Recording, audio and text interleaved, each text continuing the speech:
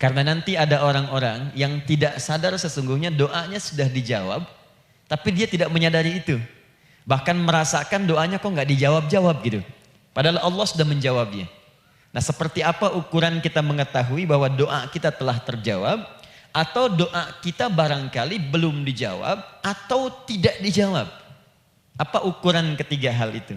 Itu yang coba kita turunkan di pembahasan pagi ini. Mudah-mudahan dengan itu kita nanti akan lebih pandai bagaimana cara menyikapi doa dalam hidup, seperti apa doa dipanjatkan, kapan kita berdoa, dan kita tahu oh ini hasil dari doa yang telah kita panjatkan. Rabbil alamin alladzi amarna bid-du'a faqala wa qala rabbukum ud'uni astajib lakum fawa'adana bil ijabati faqala wa idza sa'alaka 'ibadi 'anni fa inni qarib ujibu da'watad da'i idza da'an. Wassalatu wassalamu ala rasulillahi alladzi wa'adana bil ijabati 'indama nad'u ila Allah subhanahu wa ta'ala faqala min dhimni du'aihi fi asma'il husna iqtida'an min ashabihi sallallahu alaihi wasallam ara'aita madza da'awt faqad da'awta bi asma'ihi al-a'zam idza du'iya biha ajaba wa idza su'ila biha a'ta. Allahumma salli wa sallim wa barik ala rasulika al-karim an-nabiyil amin wa ala alihi wa sahbihi wa ummatihi ila yaumiddin. Amma ba'd, fa ya ibadallah usi nafsi wa iyyakum bi taqwallahi faqad faza al-muttaqun fala tamutunna illa wa antum muslimun. Saudariku sekalian, para ibu baik yang di dalam ruang masjid ataupun yang di luar masjid, di sekitaran masjid dan studio, saya ingin mengajak pada seluruhnya tanpa kecuali, mari kita senantiasa bersyukur pada Allah Subhanahu wa taala atas nikmat yang telah kita dapati sampai dengan pagi hari ini. Syukur itu selalu menambah ketenangan di dalam jiwa. Syukur itu bisa mengentaskan sebagian persoalan hidup yang kita rasakan. Syukur itu bisa menambah kekuatan dari perasaan lemah yang kita rasakan. Dan syukur itu puncaknya bisa mengantarkan ke dalam surga terbaik yang dijanjikan, hingga Allah menyebutkan kemudian dalam Al-Quran, wa qalilun min ibadiyas syakur, sedikit sekali di antara hamba-hambaku itu yang bisa menjadi orang yang pandai bersyukur kepada Allah Subhanahu wa taala. Mudah-mudahan hidupan kita sampai hari ini seluruhnya diterima oleh Allah Subhanahu wa taala sebagai amal saleh, dan semoga yang belum mendapatkan hidayah untuk berislam sampai dengan pagi hari ini dihunjamkan hidayah kepada dalam jiwanya oleh Allah Subhanahu wa taala agar bisa berislam sebelum wafat menghadap Allah Subhanahu wa taala. Baik, hari ini kita akan belajar, saya akan cepat masuk kepada pembahasan karena waktu kita cukup singkat, tentang orang-orang yang dikabulkan doanya yang tersebut dalam Al-Quran khususnya dan sunnah-sunnah Rasulullah Sallallahu Alaihi Wasallam. Kita akan bagi pembahasan kita ke dalam 3 bagian. Pertama, kenapa kita mesti berdoa? Di poin pertama. Pertama, kenapa kita mesti berdoa? Yang kedua, bagaimana cara berdoa yang baik, yang cepat dikabulkan oleh Allah Subhanahu wa taala. Jadi yang pertama, mengapa kita mesti berdoa? Esensi doa itu apa, kan? Yang kedua, bagaimana cara berdoa yang sekiranya cepat dikabulkan oleh Allah Subhanahu wa taala. Dan yang ketiga, kita akan melihat ukuran pengabulan doa. Seperti apa doa itu dikabulkan. Karena nanti ada orang-orang yang tidak sadar sesungguhnya doanya sudah dijawab, tapi dia tidak menyadari itu. Bahkan merasakan doanya kok nggak dijawab-jawab gitu. Padahal Allah sudah menjawabnya. Nah, seperti apa ukuran kita mengetahui bahwa doa kita telah terjawab, atau doa kita barangkali belum dijawab, atau tidak dijawab? Apa ukuran ketiga hal itu? Itu yang coba kita turunkan di pembahasan pagi ini. Mudah-mudahan dengan itu kita nanti akan lebih pandai bagaimana cara menyikapi doa dalam hidup, seperti apa doa dipanjatkan, kapan kita berdoa, dan kita tahu oh ini hasil dari doa yang telah kita panjatkan. Sepakat sampai di sini? Baik ya, tinggal sepakat saja ya. Kan biasanya yang nerangkan saya, nulis saya, ngapus saya sampai selesai pula. Baik, ayo kita mulai. Bismillah. Mengapa kita mesti berdoa? Kita buka dulu ibu sekalian. Ya, yang di ruangan ini ataupun yang di bawah, semuanya insya Allah memiliki kemuliaan yang sama di hadapan Allah Subhanahu wa taala sesuai dengan keikhlasannya. Ya, sesuai dengan keikhlasannya. Karena hadisnya umum sifatnya. Man salaka tariqan yaltamisu fihi ilma sahhalallahu lahu tariqan ilal jannah. Siapa yang menyiapkan dirinya menempuh perjalanan dan dia meniatkan ingin belajar pengetahuan agama walaupun sedikit, maka dia akan dapat balasan dari Allah, minimal setiap langkahnya akan dicatat meringankan langkah dia ke surga nantinya. Ya. Dan di situ tidak disebutkan khusus bagi yang di dalam ruangan masjid. Lantai 2 lagi misalnya. Tidak. Ya, jadi yang di sekitaran, yang di depan semua berdasarkan niatnya, ya. Berdasarkan niat dan kuantitas amalannya. Di kuantitas itu tambah. Mungkin Ustadz belum datang, ibu ada yang berzikir, ada yang baca Al-Qur'an, ada yang istighfar. Itu yang nambah pahala. Ya. Kalau yang pasang status, pasang kamera, ya itu saya nggak tahu. Ayo kita kembalikan sini. Pertama, Quran surah ke-7 ayat 172. Quran surah ke-7 Al-A'raf ayat 172. Kemudian setelah itu diperintahkan dalam Al-Quran surah ke-40 Ghafir ayat ke-60. Lalu kita praktekkan ini dalam keseharian kita. Saya beri contoh misalnya Quran surah ke-2 ayat ke yang paling banyak nih dibaca 201. Kadang-kadang misalnya Quran surah kedua ayat 286. Banyaklah. Quran surah ke-7 ayat 23 misalnya dan seterusnya. Ini bagian pertama.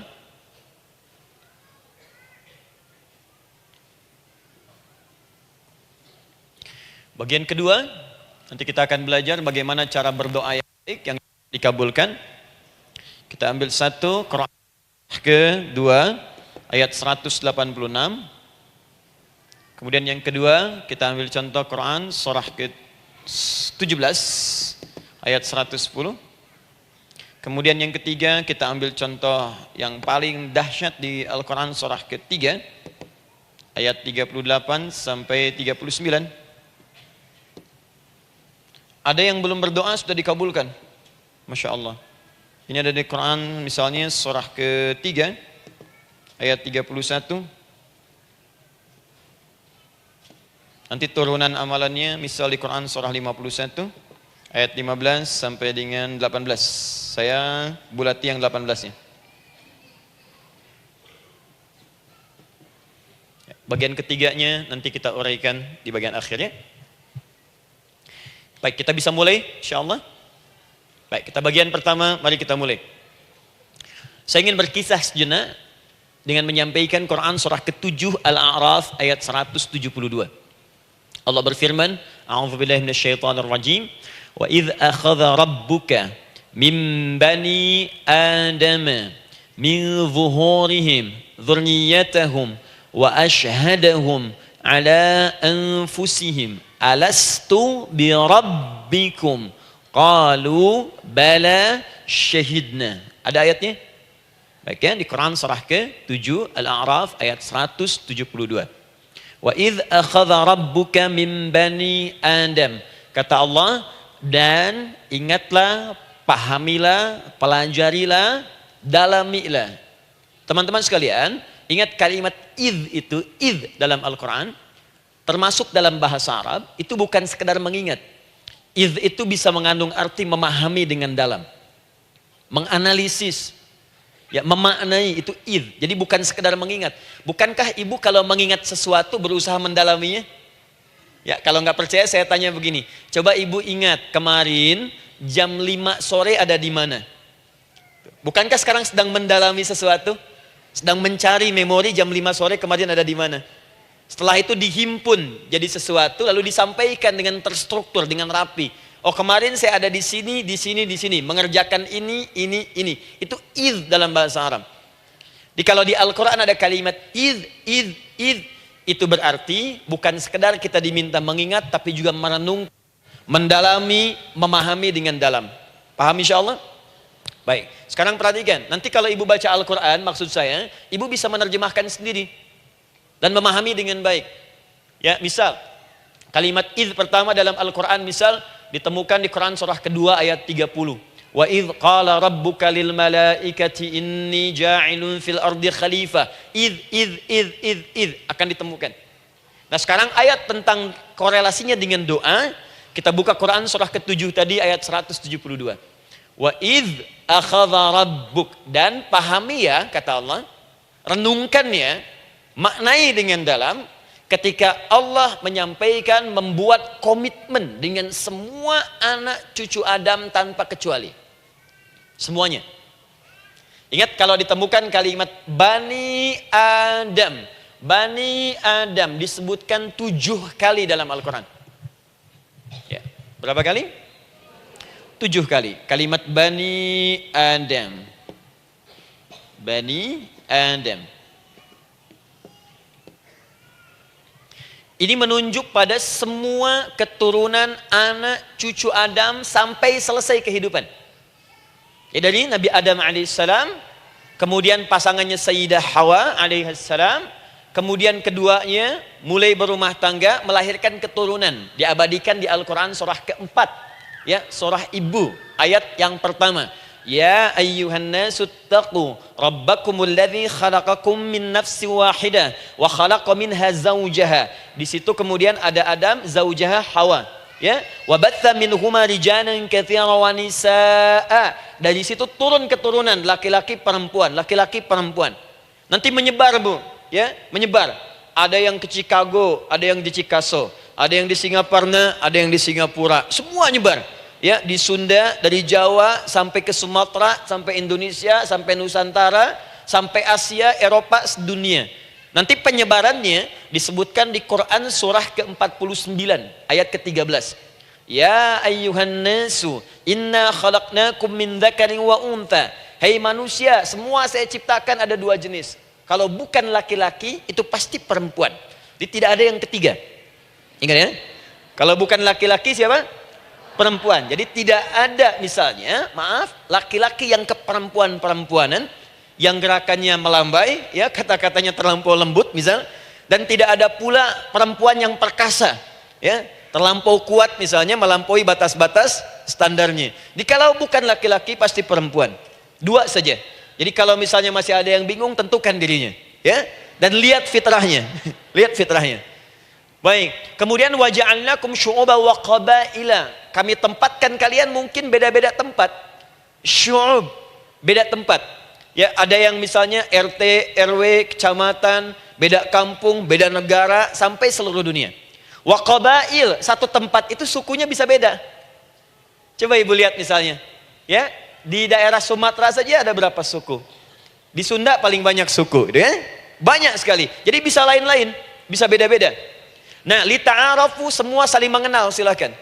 Nah, ketika semua tadi ditempatkan di semua pelosok dunia, baik laki-laki, perempuan, dari anak keturunan Adam, itu semua anak keturunan Adamnya disebut dengan satu nama saja dalam Al-Quran, yaitu Bani Adam.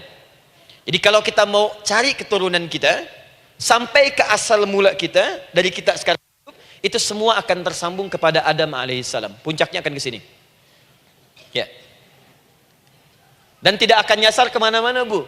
Ya, ada sebagian manusia nasabnya tidak ingin ke Adam, inginnya bergeser, sehingga mengatakan manusia berasal dari monyet katanya. Ya. Ada yang berkata begitu. Ibu sampaikan saja kalau bapak dari monyet, silahkan saja, jangan ngajak-ngajak saya, gitu ya. Nah, jadi semua manusia itu pasti akan kembali ke sini, ya, ke Adam alaihissalam. Karena itu saya pernah sampaikan termasuk di sini di hadapan ibu semua, masih ingat? Mukjizat pertama Rasulullah sallallahu alaihi wasallam saat lahir ke muka bumi. Ingat, Nabi itu sebelum dilantik menjadi Rasul dalam usia 40 tahun, turun surah Al-Alaq, itu diberikan oleh Allah keistimewaan tanda-tanda kenabian. Apa di antara tandanya? Allah perjelas nasab keturunannya sampai Nabi Adam, padahal lahirnya itu ayahnya sudah wafat. Di lahir beliau, ayahnya wafat, tapi nasabnya diperjelas sampai Nabi Adam. Sehingga jelas, orang tidak bisa menyoal. Ini orang nggak jelas nih, ya. Kan suka ada begitu, Bu, ya. tiba-tiba datang menerangkan sesuatu. Siapa itu? Itu nggak jelas. Bahkan sekarang sering muncul statement, siapa sih ustadz itu? Itu ustadz nggak jelas. Ya. Nabi nggak bisa disoal karena semuanya jelas. Nasabnya jelas, keturunannya jelas, kemuliaannya jelas, ilmunya jelas. Jadi kalau orang mau menyoal nggak punya peluang. Siapa kamu Muhammad? Saya jelas keturunannya. Muhammad SAW bin Abdullah, bin Abdul Muttalib, bin Hashim, bin Abdul Manaf, bin Qusay, bin Murrah, bin Kilab, bin Ka'ab, bin Ghalib, bin Fihir, bin Malik, bin Nadar, bin Kinana, bin Khuzaimah, bin Mudrika, bin Ilyas, bin Nizar, bin Mudar, bin Ma'ad, bin Adnan, bin Addi, bin Adri, bin Muqawwam, bin Nagur, bin Tarih, bin Ya'rub, bin Yasjub, bin Nabit, bin Ismail AS, bin Ibrahim AS, bin Azar atau bin Nakhur, bin Abir, bin Kinan, bin Arfakhshad, bin Sam, bin Nuh AS, bin Mihlail, Matushala, bin Kinan, bin Anwas, bin bin Adam alaihissalam. Coba ulangi. Jelas.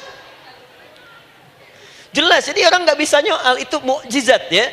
Keistimewaan pertama sebelum Allah kemudian angkat menjadi nabi dan rasul di usia 40 tahun. Jadi kalau ibu ditanya, kamu jelas nggak? Jelas. Apa binnya? Bin Bani Adam. Itu bocoran dari Al-Quran. Ya, kalau ditanya keturunan siapa kamu? Adam. Tahu dari mana? Allah yang nyampaikan langsung. Apa kata Allah? Bani Adam. Jelas ya? Baik. Jadi ini kembali kepada Adam alaihissalam. Nah, semua anak cucu Adam yang saya garis bawahi, sejak mulai terlahir itu sudah ada komitmen dari Allah dengan anak cucu Adam ini sebelum terlahir ke dunia. Sejak dalam kandungan. Jadi kalau ibu belajar hadis, misal, dulu saya pernah amanahkan kalau ibu mau belajar dasar-dasar, cari kitabnya Imam An-Nawawi yang Al-Arba'in An-Nawawiyah, 42 hadis. Hadis keempat, ya paling kiri sebelah atas di kitabnya. Dari Abdullah bin Mas'ud radhiyallahu taala anhu, ya. Qala Nabi sallallahu alaihi wasallam bahwa shadiqul masduq. Nabi SAW pernah menyampaikan sedangkan beliau orang benar dan dibenarkan. Kapan perjanjian ini dibuat? Dalam usia kandungan 4 bulan. Dalam kandungan. Inna ahadakum yujma'u fi batni ummihi. Setiap kalian yang akan terlahir dari anak cucu Adam, kecuali Adam Bu ya. Ingat, kecuali Adam, kecuali Hawa, karena ini asal mula manusia keduanya. Tapi keturunan Adam dan Hawa akan mengalami proses yang sama. Dikandung dulu ibundanya, kemudian terlahir.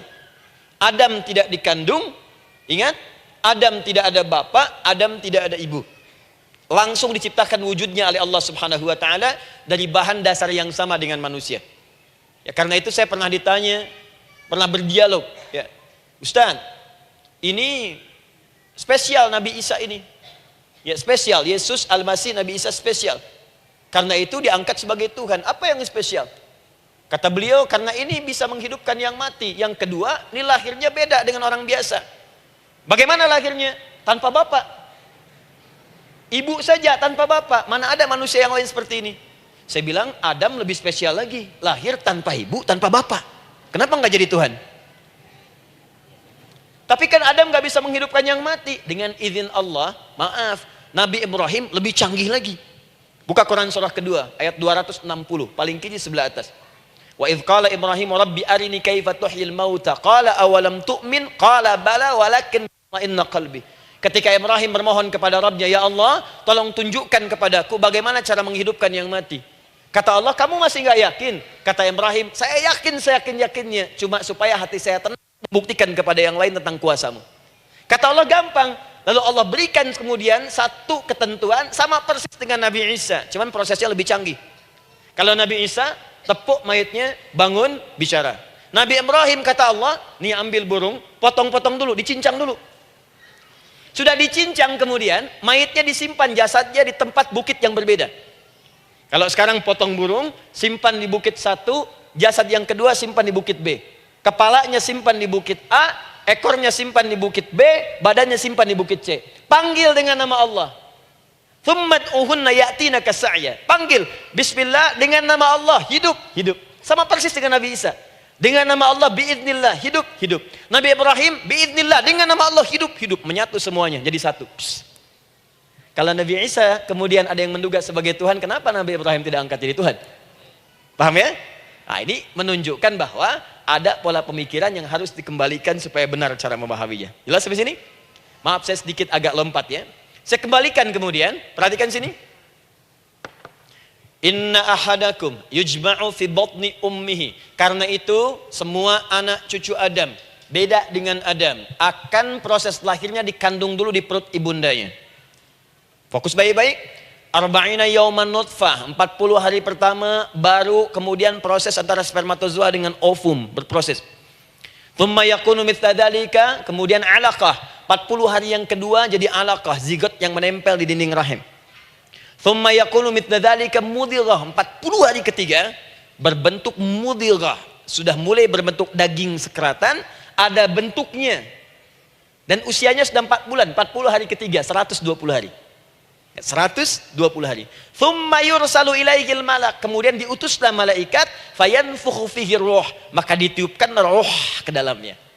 Jadi ingat, kalau di antara sini, di antara kita ada ibu misalnya yang tengah hamil, tengah mengandung, ingat baik-baik, atau keluarganya, kerabatnya, usia 4 bulan itu roh sudah ditiupkan. Di kandungan sudah ada rohnya. Hati-hati ya. Berapa bulan? 4 bulan. Karena itu nanti ada ayat dalam Al-Quran, Quran surah ke-7 ayat 189. Di posisi ini harus banyak berdoa dan beramal soleh. Ingat ya, berdoa, beramal soleh, minimal minta kepada Allah. Da'awallaha rabbahuma la in ataitana salihah lanakunanna minasyakirin. Minta banyak kepada Allah, ya Allah jadikan anak saya anak yang soleh, jadikan anak saya anak yang soleh. Dari usia itu 4 bulan sampai ke atas menjelang lahiran. Nanti diiringi oleh amal soleh kedua orang tuanya. Ini sudah penelitian dokter muslim, khususnya di Asia Tenggara. Saya diskusi dengan seorang dokter muslim, ternyata ada korelasi amal soleh yang dikerjakan kedua orang tua, ayah dan bunda, atau calon ayah dan bunda, kepada anak yang sedang dikandung, yang belum dilahirkan. Jadi kalau orang tuanya rajin baca Al-Quran, itu berpengaruh ke anak, Bu. Dan penelitian terkini, itu mempercepat anak itu menjadi seorang penghafal Quran ketika lahir. Ya, pernah satu kali dibacakan Al-Quran, posisi janin itu berubah. Seperti sujud gitu. Itu penelitian sudah di MRI waktu itu dilihat ya, kelihatan. Jadi ada korelasi antara kesolehan orang tua dengan kesolehan anak yang sedang dikandung. Hati-hati ya. Tapi yang penting diketahui adalah dalam usia kandungan 4 bulan itu disebutkanlah isyarat di Quran surah ke-7 ayat 172 terjadi perjanjian komitmen dengan Allah Subhanahu wa taala. Apa perjanjiannya? Wa idz akhadha rabbuka min bani adama min zuhurihim dzurriyyatahum wa asyhadahum ala anfusihim. Lihat perjanjiannya, saya fokus di kalimat ini, alastu bi rabbikum. Rabb. Apakah engkau akan berkomitmen saat ini? Bersaksi? Karena kalimatnya bersaksi. Wa asyhadahum, dan mereka bersyahadat, bersaksi, komitmen. Di komitmennya menggunakan kata syahadat di sini. Karena itu nanti setiap bayi yang sudah terlahir dari rahim ibu manapun itu berada dalam keadaan suci karena sudah bersyahadat dalam perut ibundanya. Masih ingat hadis ini? Kullu mauludin yuladu 'alal fitrah. Setiap yang terlahir dari rahim perempuan manapun itu membawa fitrah. Apa di antara fitrah yang dimaksudkan itu? Fitrah keislaman, fitrah mengakui Allah sebagai Tuhan. Itu nanti ada di Quran surah ke-30 ayat ke-30, paling kanan sebelah atas. Quran surah 30 ayat 30.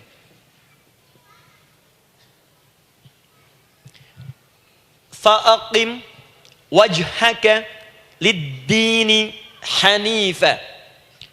Hei setiap manusia, fa'aqim wajhaka, hadapkan, pasrahkan, arahkan dirimu sepenuhnya. Lid-dini, pada ketentuan ad-din, hanifa, dengan lurus. Di setiap manusia itu punya fitrah untuk beragama. Punya kecenderungan untuk mencari Tuhan. Silakan ibu cek, manusia manapun yang pernah hidup, itu pasti akan mencari Tuhan. Silahkan. Karena itu Allah beri jalan, begini cara mencarinya. Fitratallahi allati fataran nasa 'alaiha, itulah fitrah manusia yang telah Allah berikan pada dirinya bahkan sebelum dia terlahir. Di antara fitrah manusia ada kecenderungan untuk mencari Tuhan. Ada kecenderungan untuk mendekat kepada Allah. Bahasa Qur'annya din, lid-dini hanifa. Apa itu din? Itulah Islam. Quran surah ketiga ayat 19. Inna dina indallahil Islam. Karena itu silahkan cek, semua orang itu pasti akan mencari Tuhan. Setiap manusia. Ada yang melihat kayaknya ada di hewan, kayaknya ada di pohon, kayaknya ada di alam, kayaknya ada di patung, kayaknya ada di... Mencari dia. Terus Allah beri jalan. Kalau kamu ingin mencari yang benar, din yang dimaksud Islam, diberikanlah tuntunan dalam Islam. Jelas sampai sini? Baik. Karena itulah kemudian setiap bayi yang terlahir itu disebut oleh Nabi dia suci, dia bersih karena telah membawa risalah Islam dalam dirinya. Hanya sayang nanti fa abawahu yuhawidanihi au yunassaranihi au yumajjisanihi. Lingkungan nanti akan merubah dia keluar dari fitrahnya. Bisa dipengaruhi, tiba-tiba berubah misalnya keyakinan. Bisa karena kejadian tertentu dia jauh dari Allah Subhanahu wa taala. Dia muslim, cuman karena kondisi tertentu, pekerjaan menjauhkan dia dari Allah, lupa sholat. Telenovela menjauhkan dia dari Al-Quran. WhatsApp, Facebook, media sosial melupakan dia dari ibadah. Coba ibu, kalau online setiap hari berapa kali dengan media sosial? Ganti status. Online dengan Allah berapa kali dalam sehari? Coba hitung. Online dengan Allah yang paling maksimal kan sholat fardu 5 kali. Kalau 1 kali 5 menit kali 5 cuma 25 menit. 25 menit online dengan Allah. Berapa menit online dengan media sosial yang tidak nyata? Dan cita-cita masuk surga. Ayo sini. Nah, saya belum selesai. Jadi yang pertama, dalam perjanjian 4 bulan ini, pertama ada komitmen bersyahadat menuhankan Allah. Tapi yang kedua, ini yang dahsyat. Perhatikan kalimatnya, fokus. Saat Allah memperkenalkan dirinya, dalam kandungan kita, usia 4 bulan itu, dengan nama apa Allah memperkenalkan dirinya? Coba lihat ayatnya. Alastu bi rabbikum, dengan nama Rabb, Rabb. Wa idh akhadha rabbuka, Rabb, min bani Adama, dzurriyyatahum, awas, wa ashhadahum ala anfusihim. Alastu bi rabbikum, dengan nama Rabb. Rabb. Nah, ibu sekalian, kata Rabb ini itu berasal dari kata ar-rububiyah. Ar-rububiyah yang berarti sifat merawat, memberikan semua kebutuhan. Saya ulang ya. Merawat, memberikan semua kebutuhan. Sudah? Menyayangi, memaafkan, mengasihi, mengampuni. Masya Allah. Merawat, memenuhi sebuah kebutuhan, menyayangi, memaafkan, mengampuni. Jadi semua hal yang terkait dengan perhatian ada pada kalimat Rabb. Sifatnya disebut dengan rububiyah. Zat yang memperhatikannya disebut dengan Rabb namanya. Rabbun. Baik. Pelan-pelan. Ah, seakan-akan Allah ingin berkata begini. Hei, engkau buat perjanjian dengan saya sekarang. Engkau bersaksi, saya sebagai Tuhan. Siap bersaksi, menuhankan saya. Nanti ketika kamu lahir, apapun yang kamu butuhkan dalam kehidupan, aku akan berikan. Kamu akan saya rawat. Kalau sakit, kamu saya sembuhkan. Minta sesuatu yang kamu butuhkan, saya akan berikan. Kamu butuh sesuatu, saya akan hadir. Kamu salah minta maaf, saya maafkan. Kamu dosa minta ampun istighfar, saya ampuni. Kamu ingin sesuatu yang lebih baik, saya berikan. Pokoknya semua yang kamu inginkan selama engkau butuhkan dan itu baik, aku berikan.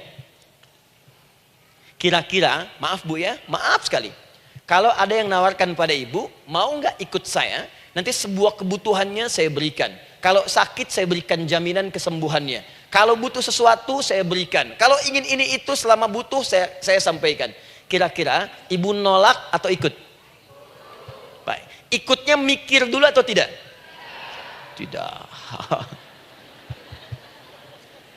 Jangankan yang tinggi-tinggi Bu ya. Suami aja nawarkan. Mah mau nggak ikut papa? Papa nanti kasih handphone S10. Sama gelang nggak Pak? Ikut ya. Dan tanpa pikir. Dalam bahasa Arab, sesuatu yang disetujui tanpa difikirkan lagi, itu disebut bala namanya. Bala, sekali saja. Sekali, ya, tidak 2 kali. Tidak ditambah, tidak dikurangi. Ingat, kalau Allah sudah sampaikan kalimat, jangan tambah, jangan kurangi, ya.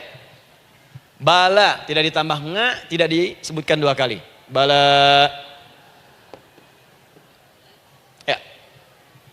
Bala itu artinya siap. Ya. Tanpa pikir. Karena memang nggak ada yang dipikirkan lagi. Apa yang mau dipikirkan? Semua kebutuhan dikasih. Semua keinginan dikabulkan sepanjang baik. Kalau sakit ada jaminan disembuhkan, dikasihi, disayangi, salah dimaafkan. Ya, kalau dosa diampuni, apalagi yang kurang, nggak ada aib, nggak ada yang kurang, sempurna semua. Kita katakan bala tanpa fikir. Karena itu, perhatikan, setiap kita kemudian, ibu sekalian, datang terlahir ke bumi, mengalami kehidupan, fitrah kita setiap mendapatkan kebutuhan, kita akan menyebut nama Allah Subhanahu wa taala dengan nama yang telah dijanjikan itu. Silakan ibu cek. Bukankah ibu ketika ada kesulitan memohon kepadanya? Ya Allah, tolong sembuhkan ya Allah. Ya Allah, lancarkan ya Allah. Ya Allah, sukseskan suami saya. Ya Allah, tenangkan kehidupan rumah tangga kami. Ya Allah, anugerahkan solusi. Ya Allah, sembuhkan ibu saya. Semua minta kan? Dan dahsyatnya, ketika ibu memohon kepada Allah itu, ibu gunakan kalimat yang telah disepakati ketika Allah sampaikan kepada kita. Rabb, Rabb, Rabb. Perhatikan, kalau ibu berdoa, doa apa paling favorit? Rabbana atina fid dunya hasanah, fil akhirati hasanah, wa qina. Doa apa itu? Sapu jagat. Baik. Bu bayangkan, Nabi aja nggak tahu tuh istilah itu sapu jagat. Ibu tahu? Wah, Masya Allah, Indonesia kreatif. Luar biasa. Ada doa sapu jagat, nggak ada doa sapu nggak ada jagatnya, ada doa jagat nggak ada sapunya. Pokoknya luar biasa lah. Ya. Ya, lihat, bukankah kalimatnya dibuka dengan Rabb? Rabbana atina fid dunya sana. Rabbana zalamna anfusana wa illam taghfir lana wa tarhamna lanakunanna minal. La yukallifullahu nafsan illa laha ma kasabat wa 'alaiha mak. Perhatikan, Rabbana la innasina Rabbana Rabb. Ini ayatnya. Sapu jagat Quran surah 2 ayat 201. La yukallifullahu Quran surah 2 ayat 286. Rabbana zalamna Quran surah 7 ayat 23. Yang ingin saya sampaikan, setiap kita butuh sesuatu, kita menyebut namanya dengan kalimat Rabb. Kenapa kita katakan Rabb? Karena Allah sendiri menyebutkan dengan kalimat Rabb. Alastu bi rabbikum, saya nanti adalah Tuhan yang akan memperhatikan kalian, menyayangi kalian. Saya Tuhan yang akan merawat kalian, memberikan semua kebutuhan. Makanya ibu tuh kalau ada persoalan nagih seakan-akan ke Allah. Ya Allah, kan engkau yang berjanji kepada saya. Engkau yang berjanji, engkau yang menepati ya Allah, karena engkau Tuhan. Kalau manusia, dia berjanji, dia yang mengingkari. Dia awali, dia yang akhiri. Tapi engkau beda ya Allah. Kenapa? Engkau berjanji, engkau yang menepati. Quran surah ketiga ayat 9. Innallaha la yukhliful mi'ad. Engkau yang berjanji, engkau yang menepati. Engkaulah awal dan akhir dari semua hal. Engkau mengatakan saya Rabb yang akan memberikan semua kebutuhan. Sekarang saya butuh ya Allah. Engkau berjanji akan menyembuhkan, sekarang saya sakit ya Allah. Engkau berjanji akan memberi solusi, sekarang saya sedang punya masalah ya Allah. Engkau berjanji akan memberikan kesuksesan, sekarang saya sedang menapaki itu ya Allah. Makanya ibu sebutkan kalimat Rabb, Rabb, Rabb, Rabb. Jadi sesungguhnya doa itu adalah fitrah dari setiap manusia, karena mulai dibangun komitmen sebelum dia dilahirkan ke muka bumi.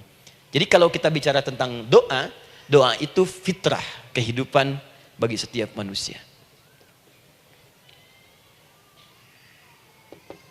Hidup.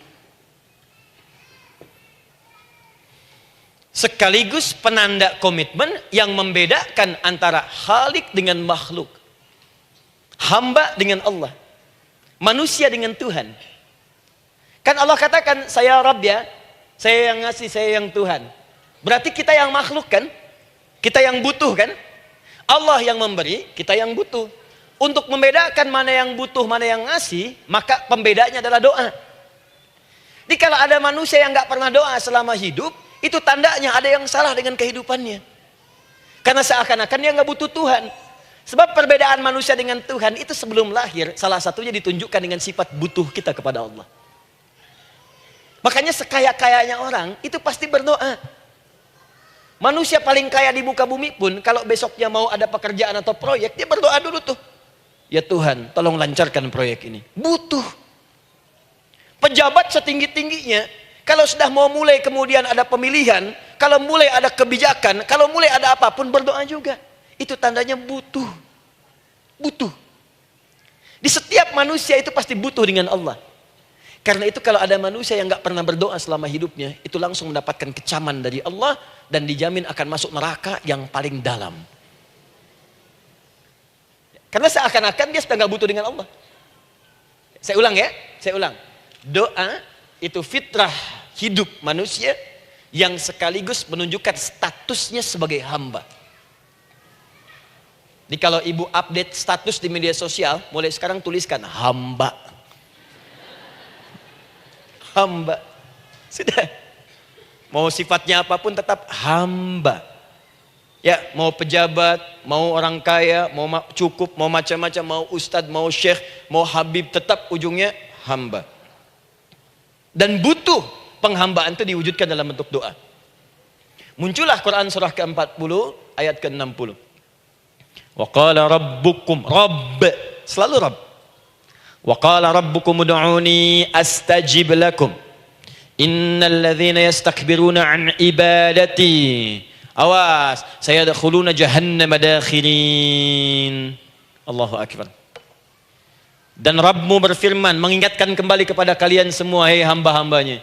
Kalau ada kebutuhan, kalau ada masalah, kalau ada permintaan, kata Allah, ayo doa sama saya. Minta. Kan kita sudah bikin perjanjian. Makanya Allah katakan, kalau punya masalah, Bu, berdoa, bukan mengeluh. Kalau punya persoalan, Bu, berdoa, bukan bikin status. Rasanya aku tidak sanggup. Ditulis di Facebook. Lain. Terus kalimat Allahnya pun jelas. Minta kepadaku, bukan mengeluhkannya. Kamu tidak seperti yang aku kira. Nungguin komen. Sambil masak, celing ada satu. Ece kunaon. Makin meluas masalah. Untuk abi mas sabar. Sudah. Paham ya? Jadi ini kaidah hidup yang pertama. Sebetulnya sederhana, cuman jarang digunakan gitu. Sederhana, cuman jarang dipakai. Kata Allah kan, kamu doa itu, saya kasih ketenangan. Jadi Bu, gini, doa itu manfaatnya, walaupun solusi belum datang, tapi hati tenang. Tenang. Jadi kalau mau curhat-curhat sama Allah, sampaikan, minta, mohon, berikan. Minimal tenang. Saya kasih rahasia ya. Ini di antara kita saja nih. Lihat sini. Saya hapus dulu deh. Bismillah. Masya Allah. Mau ngapus sendiri, nulis sendiri, penghapus, lari sendiri.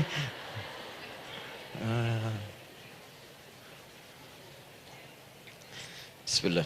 Oh ini ada dua ya. Sini. Baik.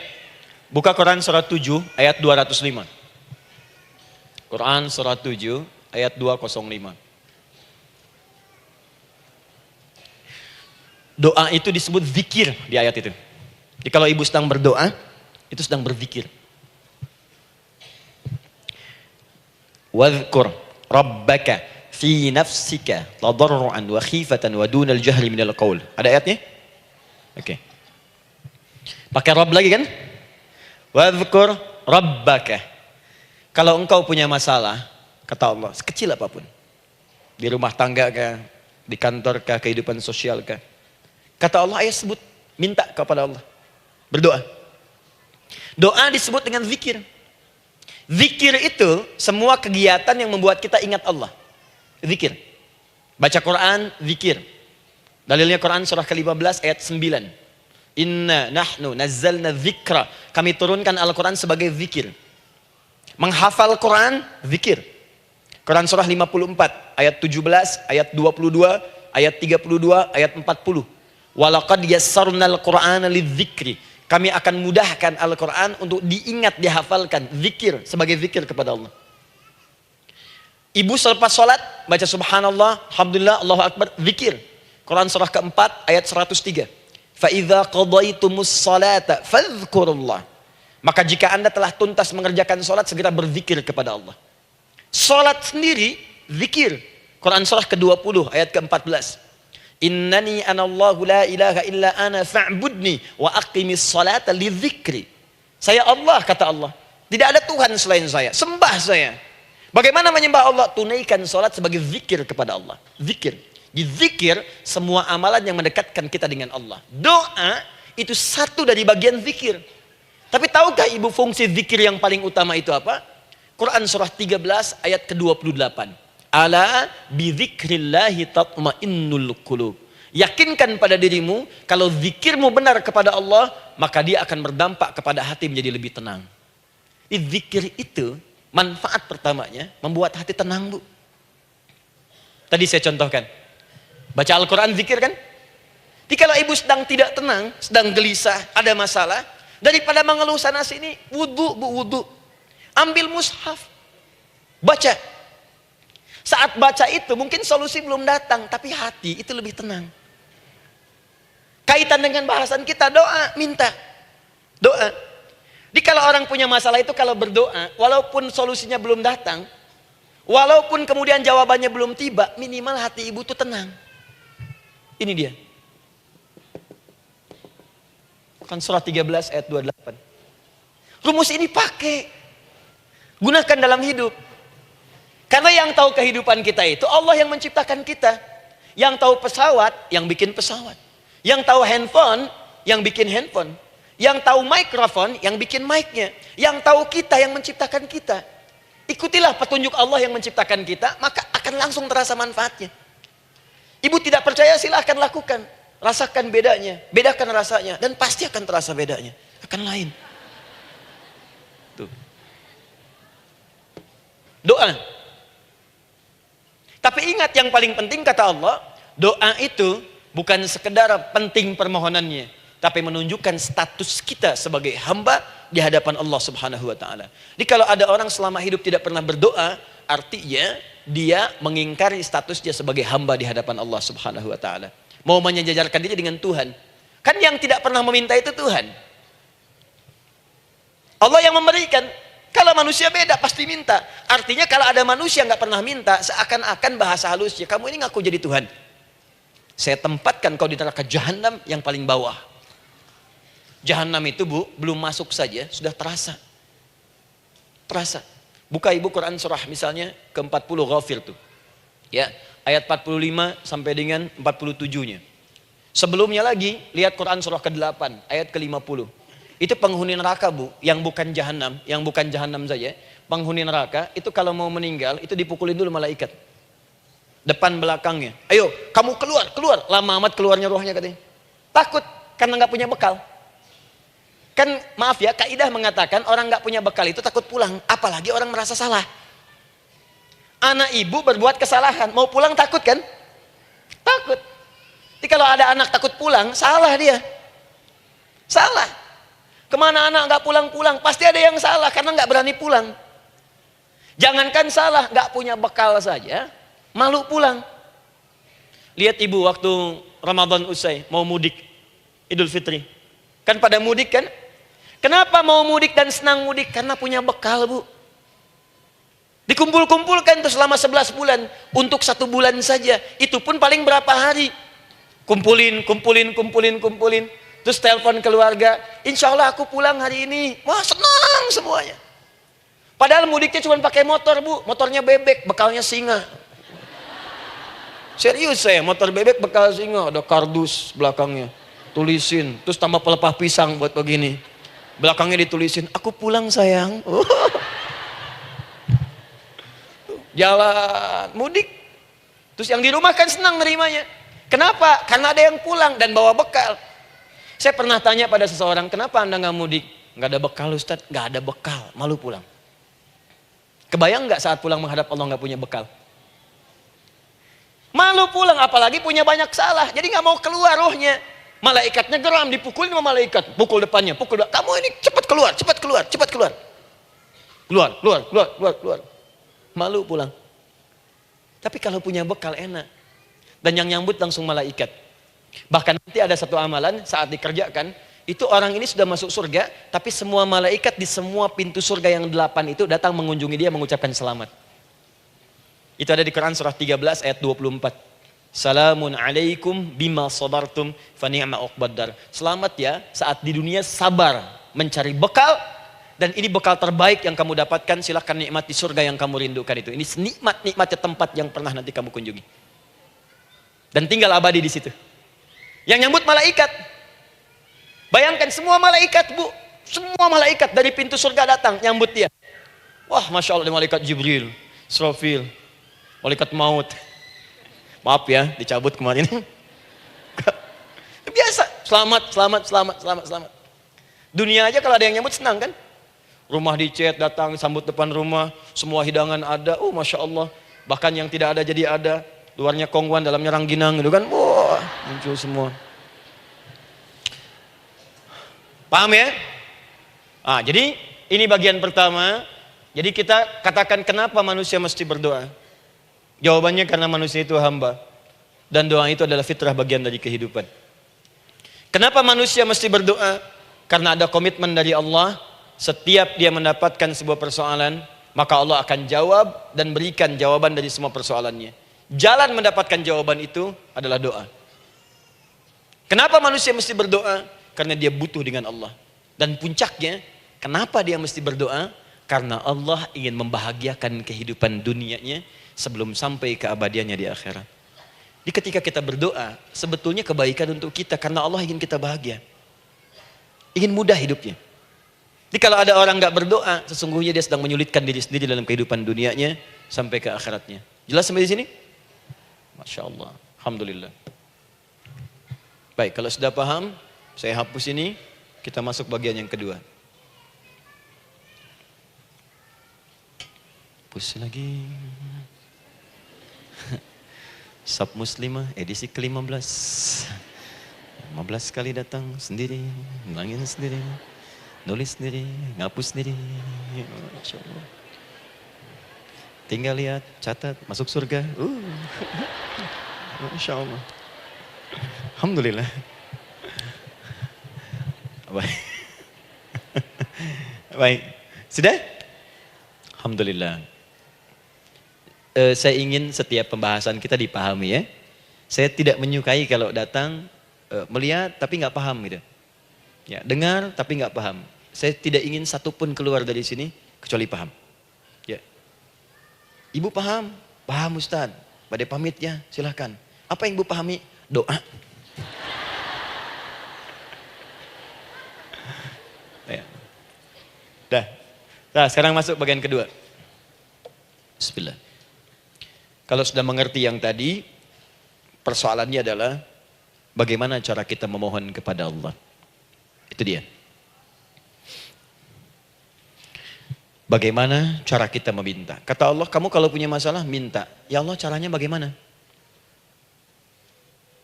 Karena sesuatu yang dikerjakan tanpa ilmu dan tidak tahu caranya, itu bisa keliru. Hidup itu menyembah Allah tidak cukup dengan iman, Bu. Mesti pakai ilmu. Iman saja sekalipun kuat tanpa ilmu, itu bisa salah. Kuat ingin mendekat kepada Allah. Ya Allah, aku ingin ibadah, kuat. Saya punya kawan dulu di pesantren. Tahun kedua, dia sudah berubah. Ya, tadinya orang tuanya melihat anaknya Masya Allah, tiba-tiba ada perubahan, senang ibadah, Bu. Malam-malam dia bangun, ini kisah nyata, saya alami sendiri. Masya Allah, saya senang sekali. Kita saling doakan, dia bangun malam tahajud. Bangun jam 2, Anda bayangkan. Yang sebelumnya menjelang subuh atau apa. Ini malam Jumat lagi, malam libur. Malam libur biasanya santri itu kebanyakan ada yang keluar, ada yang main, ada yang macam-macam. Ini dia malam tahajud. Jam 2 bangun. Saya bahagia sekali. Udah bangun, sholat, selesai. Cuman pas waktu mau subuh, Kok saya lihat tidur? Saya bangunkan kan? Fulan, bangun. Oh iya, kata. Iya, oh mungkin nanti mau nyusul. Saya pikir istirahat dulu. Saya ke masjid lah. Udah ke masjid dah selesai. Kita diskusi di masjid selesai, semua pulang saya jam 7. Saya lihat masih tidur juga. Barangkali dia sudah tadi sholat mungkin di kamar, nggak sempat ke masjid karena capek. Tapi saya lihat kok posisinya nggak berubah. Di situ juga. Akhirnya setengah jam saya tunggu, saya bangunkan. Akhi, bangun. Bangun, kenapa Adi katanya? Saya kira antum belum sholat subuh ya? Adi gimana sih? Kan udah saya jama dengan tahajud tadi. Udah saya jama dengan tahajud. Jadi memang kekuatan imannya lagi tinggi, cuman ilmunya kosong. Ini yang bahaya. Besok-besok kalau orang kayak gini sholat subuh bisa 4 rakaat. Ya. Karena itu berdoa penting, cuma kita mesti tahu caranya. Yuk kita mulai bagian pertama. Quran surah kedua ayat 186. Paling kiri sebelah bawah. Sudah? Wa idza sa'alaka 'ibadi 'anni fa inni qarib. Fokus. Kata Allah, kalau hamba-hambaku Muhammad SAW bertanya kepadamu, minta petunjuk untuk mencari-cari aku. Tuh Bu, coba lihat. Ayat doa dibuka lagi dengan kalimat hamba. Untuk menegaskan status kita. Jadi kalau ditanya, kita siapa di hadapan Allah? Hamba. Makanya nggak usah sombong. Jangan sombong, karena kita cuma hamba. Karena itu ketika Korun sombong, Korun tuh manusia terkaya yang pernah hidup di bumi. Hartanya Bu, ini saya kasih bocoran sedikit, kunci berangkasnya saja, kemana-mana itu suka dibawa, dipikul paling sedikitnya 8 bodyguard, cuman bawa kunci berangkas saja begini. Di Korun pengen ngasih tahu, kalau ada yang pengen nyuri di tempat saya silahkan aja, ini aja bodyguard saya ngangkat kuncinya susah. Korun. Jadi kalau Anda tidak sekaya Korun, jangan ikutan sombong, telat. Telat, gak ada kerjaan, sudah ada yang lebih kaya. Ya. Dan apa yang terjadi? Fakhosabna kata Allah, kami telan. Likuifasi. Telan oleh bumi semua. Dengan kekayaannya semua habis. Jadi ketika ada seseorang yang lupa dengan statusnya sebagai hamba, maka Allah akan memberikan pelajaran kepadanya untuk taubat. Kalau nggak mau taubat juga, telan habis untuk menunjukkan kamu tuh bukan Tuhan, saya Tuhannya. Maka jangan ikutan sombong. Kalau ada yang baru punya Ferrari, Lamborghini, Lamborghini, ya, wow, bikin rame di jalan, cuman nggak update status, kasih tahu, maaf Mas, telat. Itu gambaran hidup. Dan ingat, setiap dibuka dengan kalimat permohonan, itu kalimatnya hamba. Hambaku, hambaku, hambaku. Termasuk mau minta taubat, hamba. Quran surah 39 ayat 53. Qul ya ibadiyalladzina asrafu ala anfusihim la taqnatu min rahmatillah. Katakan Muhammad pada hambaku yang merasa banyak dosa, pengen berdoa minta taubat. Kata Allah, hamba. Saya terima taubatnya, hamba. Ini ya. Ini pun adab yang pertama dari Al-Quran. Adab yang pertama, kalau kita ingin berdoa dan doa itu cepat ingin dikabulkan, maka berdoalah dengan cara menghamba di hadapan Allah Subhanahu wa taala.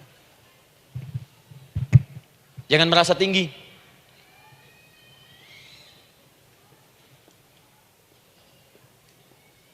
Saya turunkan caranya. Bagaimana cara menghamba itu dengan cara yang baik? Fokus. Wa idza sa'alaka 'ibadi 'anni, Muhammad SAW, jika ada hamba-hambaku bertanya padamu tentangku, ingin mencari-cari aku. Masya Allah, Ibu maaf ya, biasanya kan kalau orang mencari Allah, ingin mendekat kepada Allah, entah itu datang ke masjid, bangun malam, biasanya motifnya cuma 2. 1, ada kebutuhan, pengen berdoa, terus dekat sama Allah. Besok mau arisan, malamnya tahajud. Anak mau ujian baru puasa, kan? Suami ada proyek, baru baca Quran, kan? Terus itu biasa itu.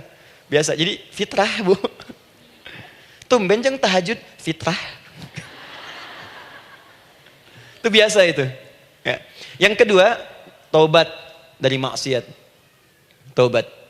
Seorang taubat ke masjid, bangun malam, doa, itu biasa. Jadi kalau ada seperti itu tandanya kita hamba normal manusia. Fa inni qarib, kata Allah, katakan Muhammad SAW, katakan kepadanya, janganlah mencari aku dekat. Dekat, jangan mencari aku dekat. Jadi Bu, ketika kita butuh Allah, langsung dijawab oleh Allah. Kamu mau apa? Aku dekat. Itu secara psikologi memberikan ketenangan yang paling dalam. Saya belum datang di sini sampai jam 8. Ibu tanya panitia, ustadznya mana sih? Ukhti, ustadznya mana? Jawaban pertama misalnya, ini belum jelas nih ustadznya. Gak ada kabar. Yang kedua mengatakan, tenang saja, ustadz sudah dekat. Maka yang kedua itu lebih menenangkan kepada kita. Ketika ibu mencari, ya Allah, saya sedang ada masalah, langsung dijawab oleh Allah. Tenang, aku dekat denganmu. Mau minta apa? Itu Bu, jadi kalau ibu sedang punya persoalan, psikologi Al-Quran mengatakan, langsung merasakan Allah itu bersama kita, dekat, menunggu kita mau minta apa. Ibu punya masalah dengan suami, ingin mengadu. Lu kata Allah, saya dekat, kamu kenapa? Ada masalah apa? Ayo minta, ayo cerita. Mohon. Ibu punya masalah dengan anak. Ibu punya masalah dengan tetangga, di pekerjaan, kehidupan sosial. Kata Allah, saya dekat. Nah, perasaan itu hadirkan dalam jiwa kita. Ini sekarang jarang didapatkan. Jadi kalau ada masalah itu, hal pertama yang dilakukan itu belum ingat Allah itu masalahnya. Di kebanyakan manusia itu kalau punya masalah, selalu ingin yang pertama itu solusinya. Bukan Allahnya. Kan pemilik solusinya Allah. Jadi kalau kita ingat pada yang memiliki, maka apapun yang kita minta akan diberikan. Bahkan ada orang yang saking ingatnya dengan Allah, sebelum minta sudah dikabulkan. Itu yang dahsyat. Nah, sekarang setelah kita paham tentang kedekatan ini, kemudian kita praktekkan. Jadi Bu, ya maaf ya, ketika ibu punya masalah apapun, yang pertama diingat Allah.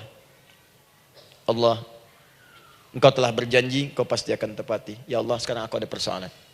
Nah, sekarang teruskan ayatnya. Ujibu da'watad da'i idza da'an. Ujiba.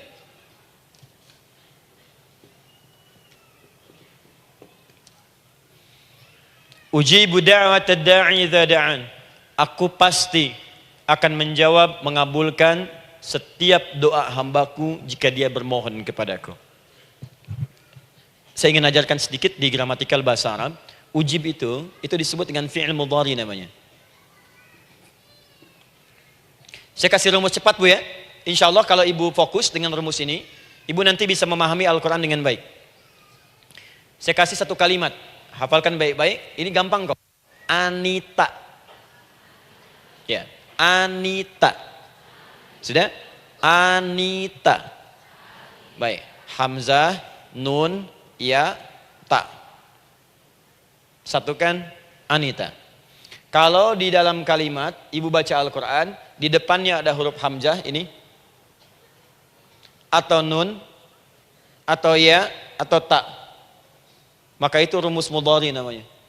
Gak usah dihafalkan mudharinya, ya, gak usah dihafalkan sampai bikin misalnya satu ungkapan, Anita istrinya Pak Mudhari, gak usah, gak ada kerjaan, ya, gak usah dihafal. Saya hanya ingin tunjukkan pemahaman.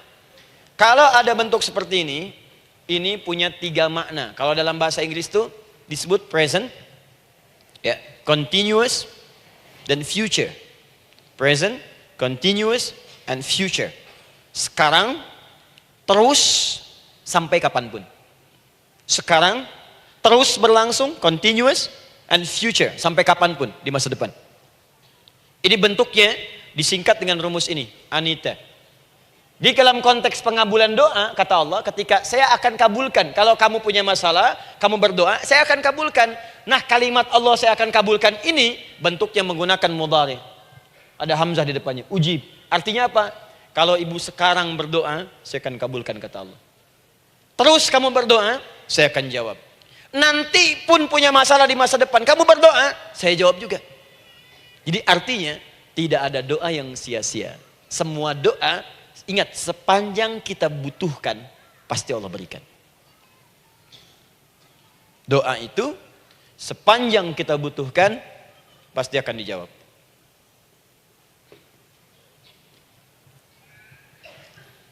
Nanti kapan dijawabnya, seperti apa jawabannya, nanti bagian ketiga. Kadang-kadang minta sekarang, dijawabnya nanti. Minta sekarang, dijawab sekarang. Ada yang mintanya A, dijawabnya B, itu yang paling dahsyat. Ya. Jadi kalau saya tanya, kalau kita berdoa, dijawab tidak oleh Allah? Ya, itu janji Allah. Setiap orang berdoa, pasti dijawab. Nah, hanya persoalannya, Seperti apa doa yang cepat dijawab itu? Apakah semua doa langsung dijawab seketika? Akankah mendapat jaminan langsung dijawab? Ternyata kalimat dijawab ini diikat dengan syarat ketentuan berlaku. Apa di antara syarat dan ketentuannya ini? Teruskan ayatnya. Falyastajibuli. Syarat pertama. Kalau doamu ingin cepat aku jawab, falyastajibuli. Maka engkau pun harus cepat merespon setiap seruanku. Jawab seruanku dengan cepat. Doa ingin dijawab oleh Allah, maka kata Allah, kamu pun harus menjawab setiap seruanku. Jawab seruan Allah.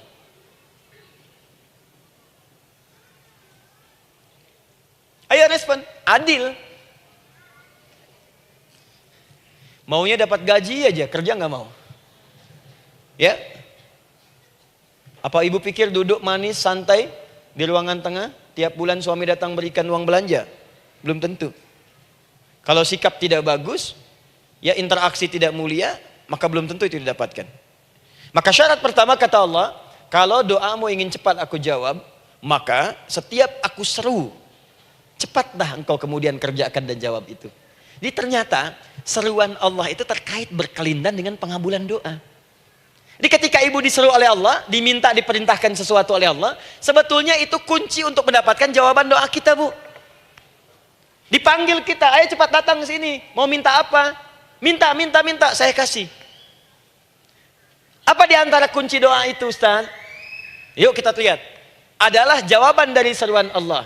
Apa di antara seruan Allah itu? Saya beri contoh satu misalnya. Allah perintahkan kita untuk sholat. Bahkan diseru, diingatkan 5 kali dalam sehari. Sholat. Bukankah kita diseru, Bu? Dipanggil 5 kali sehari untuk sholat? Allahu Akbar, Allahu Akbar. Ya? Diingatkan kan? Ayo ingat Allah, ingat Allah, ingat Allah, ingat Allah. Allah Maha Agung, Maha Besar semuanya, dan seterusnya. Perhatikan baik-baik. Apa tujuan Allah menyuruh kita dalam sholat? Ternyata bukan ingin memberikan beban ruku dan sujud. Bukan sujudnya yang penting. Karena semua makhluk tidak sujud pun tidak akan menurunkan status Allah sebagai Tuhan. Allah tetap Allah, gak ada ruginya. Yang rugi kita, ternyata ketika disuruh sujud, disuruh ruku itu, ternyata yang ditunggu itu bukan ruku sujudnya. Allah nunggu, punya masalah apa? Mau minta apa? Karena itu dalam ilmu fikih, ibu buka semua kitab fikih. Salat itu secara bahasa disebut dengan doa. Nama lain dari doa adalah salat. As-salatu hiya doa. Salat adalah doa. Karena itu semua bacaan dalam salat doa semua. Coba lihat. Baru takbir Allahu Akbar, doa iftitah. Al-Fatihah doa, Bu, jangan dikira Al-Fatihah enggak ada doanya. Nih, nanti saya berikan cepat ya. Ini highlight dulu. Highlight dulu.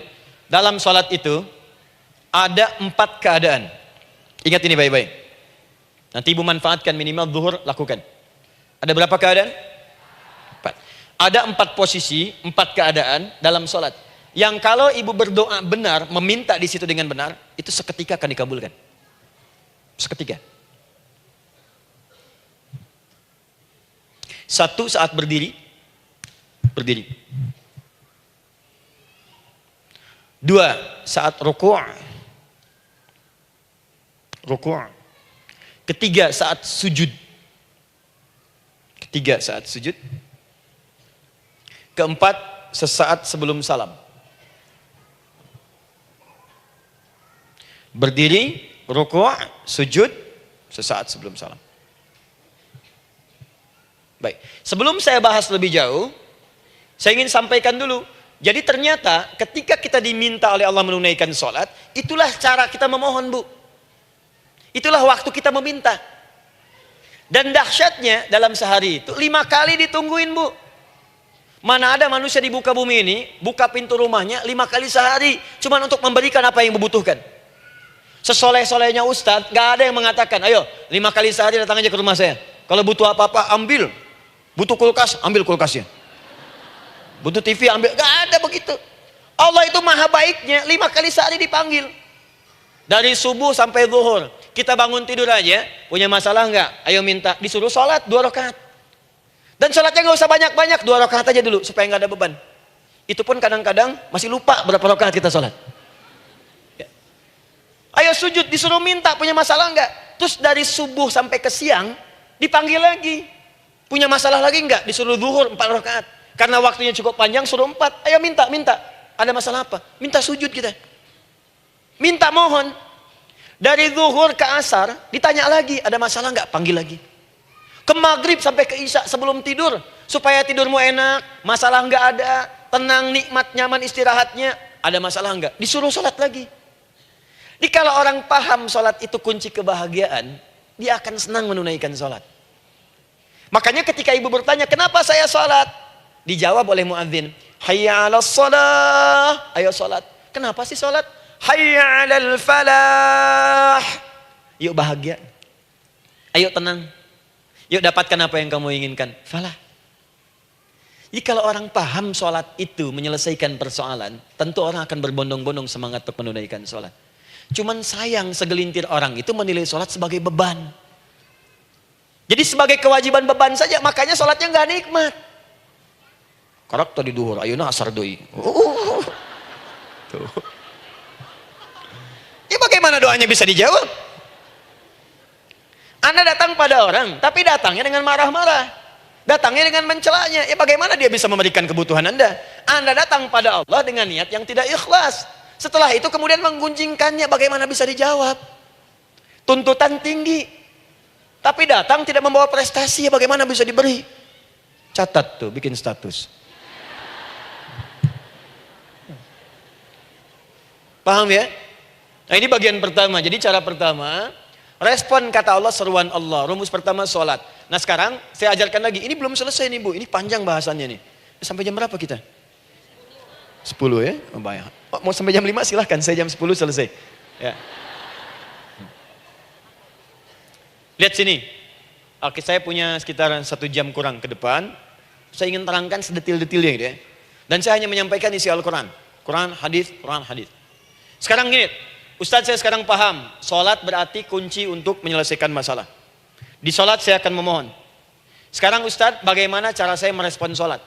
Kan kata Allah, saya menyeru, respon gitu kan? Kita dipanggil sholat nih, Allahu Akbar, dipanggil. Bagaimana cara meresponnya? Sebelum minta. Awas, ibu ingin datang mengajukan proposal. Datang kepada wali kota, datang kepada gubernur, datang kepada presiden, datang kepada menteri sebelumnya. Bukankah ibu mempersiapkan diri? Penampilan ditata, proposal dibagus-bagusin gitu kan? Yang paling hebat itu kadang-kadang malam-malam latihan depan cermin. Bapak wali kota yang saya hormati. Lihat semuanya tuh. Dan yang paling luar biasa, maaf ya, janjian jam 7 dengan Pak Wali Kota, datang jam 6 ke Balai Kota. Sekarang ibu punya janji dengan Allah. Janji itu sudah diketahui sebelum pertemuannya. Kalau tidak percaya, 5 waktu ini ibu sudah hafal Bu. Ya, bahkan disuruh ngapalin oleh Allah. Buka Quran surah ke-4. Surah ibu, surah mama, An-Nisa. Ayat 103, Quran surah 4 ayat 103. فَإِذَا قَضَيْتُمُ الصَّلَاةَ فَاذْكُرُوا اللَّهَ قِيَامًا وَقُعُودًا وَعَلَى جُنُوبِكُمْ فَإِذَا اطْمَأْنَنْتُمْ فَأَقِيمُوا الصَّلَاةَ. Lihat ujung ayatnya. Inna as-salata kanat 'alal mu'minina kitaban mawquta. Sungguh semua waktu salat itu telah ditetapkan waktunya bagi orang beriman. Itu terjemahan biasa. Kalau terjemahkan pakai ilmu balaghah, sungguh orang beriman itu hafal waktu-waktu salat. Tahu waktunya. Apalagi kalau di waktu itu ibu punya kepentingan, pasti hafal. Kalau ibu benar memprioritaskan sholat dan menilai sholat sebagai solusi hidup, menilai sholat sebagai kebutuhan, ibu pasti akan hafalkan itu Bu. Nih ya, ibu dapat bagian arisan nih, bulan ini misalnya. Dan memang bagian jatah ibu, demi Allah saya katakan, sebulan sebelumnya ibu sudah hafal tanggalnya kapan. Bahkan di kalender tuh diwarnain. Papa, bagian mama nanti bulan ini. Tuh. Dicatat semua, di tempat siapa, jam berapa, datang dengan penuh keceriaan dan kebanggaan. Luar biasa. Hanya untuk urusan dunia, yang itu habis gitu. Jika dia tidak meninggalkan ibu, ibu yang meninggalkan dia duluan. Sekarang 5 kali sehari, semua diberikan, bahkan lebih daripada dunia dan seisinya. Harusnya sih wajarnya dihafalkan waktunya, dan ibu hafal. Ayo, subuh jam berapa sekarang? Lihat sini, bukan ke atas. Ditutup tuh. Tuh, sana tuh. Subuh jam berapa? Ayo ngelihat ke sana, 4:43. Zuhur jam berapa? Tuh. Asar, maghrib, isya. Itu kan kunci ibadah. Dan kunci ijabah, kunci ibadah, kunci ijabah. Di situ ada pengabulannya. Ini gimana mau minta, waktu permintaannya aja nggak hafal. Gimana mau bermohon, datangnya aja telat. Karena itu, bagaimana cara merespon seruan Allah? Diaturlah di Quran surah kedua ayat 152. Paling kanan sebelah bawah. Quran surah kedua ayat 152. Ibu masih ingat? Bukankah sholat disebut sebagai zikir? Masih ingat? Ya, di surah ke-20 ayat 14. Wa aqimis sholata lidzikri, tunaikan sholat sebagai zikir kepadaku. Sekarang lihat ya. Lihat ketentuan Allahnya. Kalau ibu dipanggil untuk sholat, dipanggil untuk zikir, cepat respon. Ibu cepat respon, Allah pun akan cepat merespon permintaan ibu. Lihat kalimatnya. Fadhkuruni adzkurkum. Fadhkuruni adzkurkum. Kalian mengingat saya, maka saya pun akan ingat dengan kalian. Kalian zikir kepada saya, ingat saya, kata Allah, maka saya pun akan ingat kalian. Di antara makna zikir, salat. Kalau ibu salat mengingat Allah dengan cepat, maka Allah pun akan cepat mengingat kita. Contoh.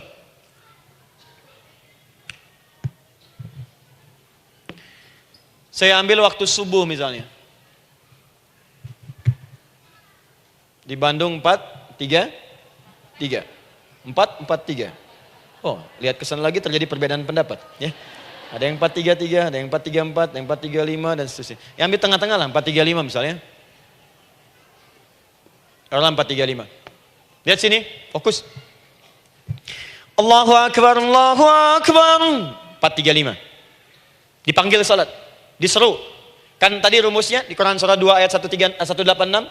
Faliyastajibuli. Kalau diseru cepat jawab, gitu kan? Nah, terus diseru 4:35 adzan. Allahu Akbar, Allahu Akbar.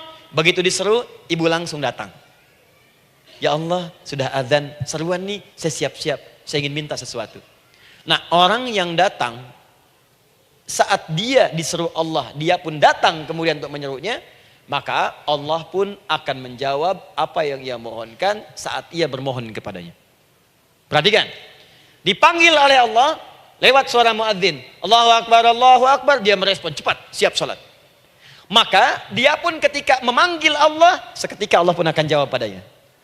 Sesuai dengan kadar responnya. Dipanggil saat itu, dia menjawab. Maka Allah pun akan ingat kepadanya hanya saat dia memanggil saja. Di saat panggil, diingat. Panggil, diingat. Jelas? Ini yang hebat. Dipanggil 4:35. Allahu Akbar, Allahu Akbar. Dia sudah ingat dari sejak jam 3:45. Dia bangun jam 3. Bisa. Padahal belum dipanggil. Datang. Bahkan Masya Allah, melakukan warming up dulu. Tahajud. Istighfar. Baca Al-Quran sebelum dipanggil. Masya Allah bu. Ibu mau datang misalnya ke istana. Janjian jam 7, datang jam 6. Di situ ibu kerjakan yang baik-baik dulu. Wah lihat. Terus kelihatan CCTV kan. Wah ini orang bagus banget nih. Mulia, bagus. Sampah diambilin, disapu. Kelihatan. Itu ibu belum datang pun udah dipanggil duluan. Ada orang yang belum dipanggil sudah datang menghadap Allah. Tahajud dia, zikir dulu, istighfar dulu. Ini orang, maaf ya, walaupun dia belum memanggil Allah, Allah sudah menyelesaikan semua persoalannya. Di orang-orang yang selalu ingat kepada Allah, walaupun Allah dalam waktu tidak memanggilnya, maka Allah akan mengingatnya sekalipun orang ini belum bermohon kepadanya. Maka ibu nanti akan temukan orang-orang yang langsung diselesaikan persoalannya oleh Allah bahkan sebelum dia bermohon kepadanya. Ada orang yang seakan gak punya masalah bu. Bukan gak punya masalah, sebab setiap dia punya masalah, masalahnya diringankan oleh Allah. Seakan-akan gak ada beban. Ini indah hidupnya. Enak. Butuh sesuatu, sebelum nyari, datang. Ada persoalan, senyum dikit, selesai. Orang macet mengeluh, bikin status, dia macet malah senang. Dan hatinya dilapangkan oleh Allah. Bayangkan ada janji rapat jam 9, setengah 9 masih macet. Diprediksi di Google akan sampai 2 jam lagi. Yang lain mengeluh, telepon sana, telepon sini, ini. Dia nggak aja, lapang aja. Alhamdulillah ya Allah, kasih macet. Murotal, saya mau dengerin surah Al-Baqarah. Buka, hafalin. Partnernya nelpon. Sampai di mana, akhi? Ini sampai di surah Al-Baqarah ayat 186. Tidak ada yang sia-sia dari Allah. Sabar ya di sana. Ya, atau kita bisa koneksikan dari sini, apa yang bisa saya selesaikan sekarang di sini, sehingga sampai sana kita tinggal kesimpulan saja. Tenang hatinya. Gak ada berasak, berusuk, gelisah gini, telepon sana sini, klaksonin. Dasar lampu merah, lama, birunya sebentar. Padahal biru nggak ada, yang ada hijau kan. Jadi kalau sudah begitu enak, Bu. Yang perempuan ada di Quran Maryam. Maryam kan perempuan. Dan Maryam itu bukan nabi, bukan rasul. Ingin memberikan pesan kepada ibu, perempuan dimanapun. Tidak harus jadi nabi supaya doa cepat dikabulkan. Tidak harus jadi rasul. Ini Maryam bukan nabi, bukan rasul. Tapi dia ini luar biasa. Sebelum dipanggil udah datang. Zikirnya tak terlukiskan. Mohon kepada Allahnya luar biasa. Menjaga diri dari hal yang dilarang oleh Allah. Apa hasilnya? Sebelum diberikan bahkan oleh pamannya, sudah ada kebutuhannya. Quran surah ketiga ayat 37. Kullama dakhala 'alaiha Zakaria al-mihraba wajada 'indaha rizqa. Setiap pamannya mau memberikan kebutuhan Maryam sudah ada di dalamnya, Bu. Sudah ada. Itu luar biasa. Mau makan, makanan ada. Mau anggur, anggur ada. Ya. Wah, itu luar biasa, Bu. Jadi bermohon bahkan sebelum waktunya. Sentuhlah ia tepat di hatimu, maka ia akan jadi milikmu untuk selamanya. Wah. Nah, itu doa tuh. Aduh, mana-mana. Paham? Tuh. Ini kalau yang standar-standar saja itu biasa. Maka datang sebelum waktunya. Datang. Atau datang pas dipanggil. Standar. Jadi kalau 4.35 adzan, Allahu Akbar, Allahu Akbar. Ibu bangun. Siap sholat, siap sholat. Itu standar. Yang dulu bahagia. Naikin lagi levelnya. Yang celaka itu ya ini nih. Dipanggil 4.35, baru bangun 5.34.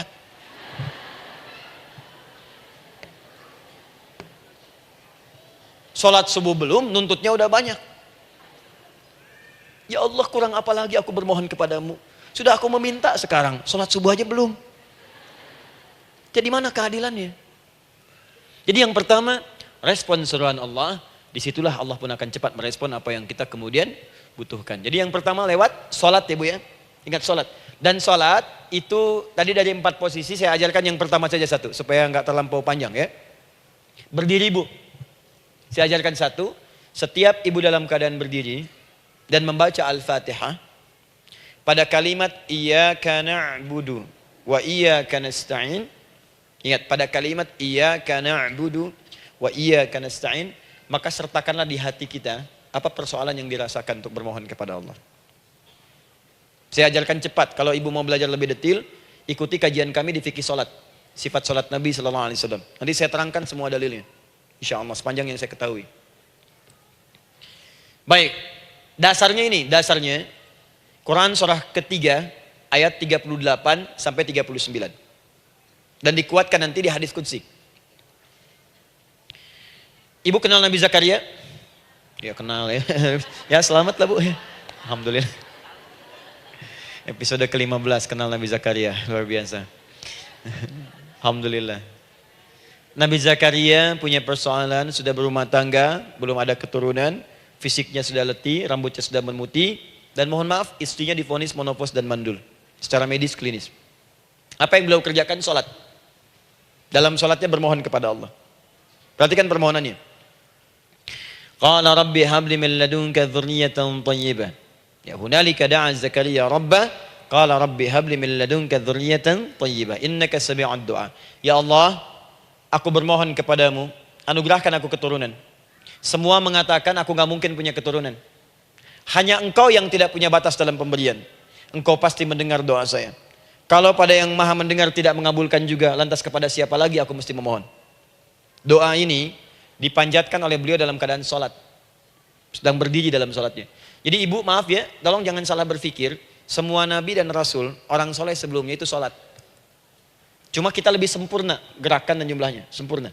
Orang dulu sholat. Nabi Musa salat, Quran surah 20 ayat 14. Nabi Isa salat, Quran surah 19 ayat 31 sampai 33. Nabi Ismail salat, Quran surah 19 ayat ke-55. Semua salat. Salat. Nabi Zakaria saat punya masalah salat. Dalam berdirinya minta dalam salatnya. Dari mana Ustadz taunya beliau minta dalam berdiri dalam salat? Ayat 39-nya baca. Quran surah ketiga ayat 39. Fanadatsul malaika, maka doanya itu dijawab oleh Allah. Datang malaikat menyampaikan jawaban. Wa huwa qaimun yusalli fil mihrab. Sedangkan beliau masih berdiri dalam salatnya di mihrab. Masih berdiri dalam salat. Salat. Di dalam salat itu minta. Makanya semua bacaan salat itu permintaan isinya. Dan dikabulkan oleh Allah. Annallaha yubashshiruka bi Yahya. Allah kasih kabar gembira, engkau akan punya anak, langsung namanya dari Allah Yahya. Artinya hidup. Yang mustahil menurut manusia, lahir dari rahim seorang perempuan yang divonis monopos dan mandul menurut medis, kata Allah tidak ada yang mustahil bagiku, lahir dan hidup dia, Yahya. Kapan terjadinya? Sedang sholat. Kapan saat sholatnya? Berdiri. Nah yang paling menarik Bu, umatnya Nabi Muhammad SAW ditunggu oleh Allah 5 kali dalam sehari dan dimintakan sebelum sholat untuk menyiapkan permohonannya. Maka turunlah Quran surah kedua ayat ke-45. Ibu lihat ayatnya. Wasta'inu bis-sabri was-salah. Bahkan ditegaskan lagi di Quran surah kedua ayat 153, paling kanan sebelah bawah. Ya ayyuhalladzina amanu ista'inu bis-sabri was-salah. Yang pertama enggak pakai panggilan iman. Wasta'inu, kata Allah, hey, kalau kamu punya masalah, jangan mengeluh, jangan berkeluh kesah, jangan terlampau banyak gelisah, cepat siapkan dirimu untuk menunaikan sholat. Siapkan permohonanmu, minta kepada aku lewat sholat. Kalau belum yakin, disebutkan imannya. Ya ayyuhalladzina amanu, hai orang-orang yang masih merasa punya iman, katanya punya iman. Jadi kalau ibu nggak mau minta lewat sholat, dipertanyakan imannya. Kamu punya iman nggak? Kata Allah, yakin nggak dengan saya? Kalau punya masalah jangan mengeluh. Datang pada saya minta, lewat sholat, saya panggil sholat minta. Kalau masih merasa punya iman. Tuh, iman kita tuh dipertaruhkan di situ. Nah sekarang, saya berikan rumus bahasanya. Allah memanggil kita dengan bentuk jama, perintah jama. Wasta'inu, wasta'inu. Itu bentuk perintah. Wasta'inu, bentuk perintah.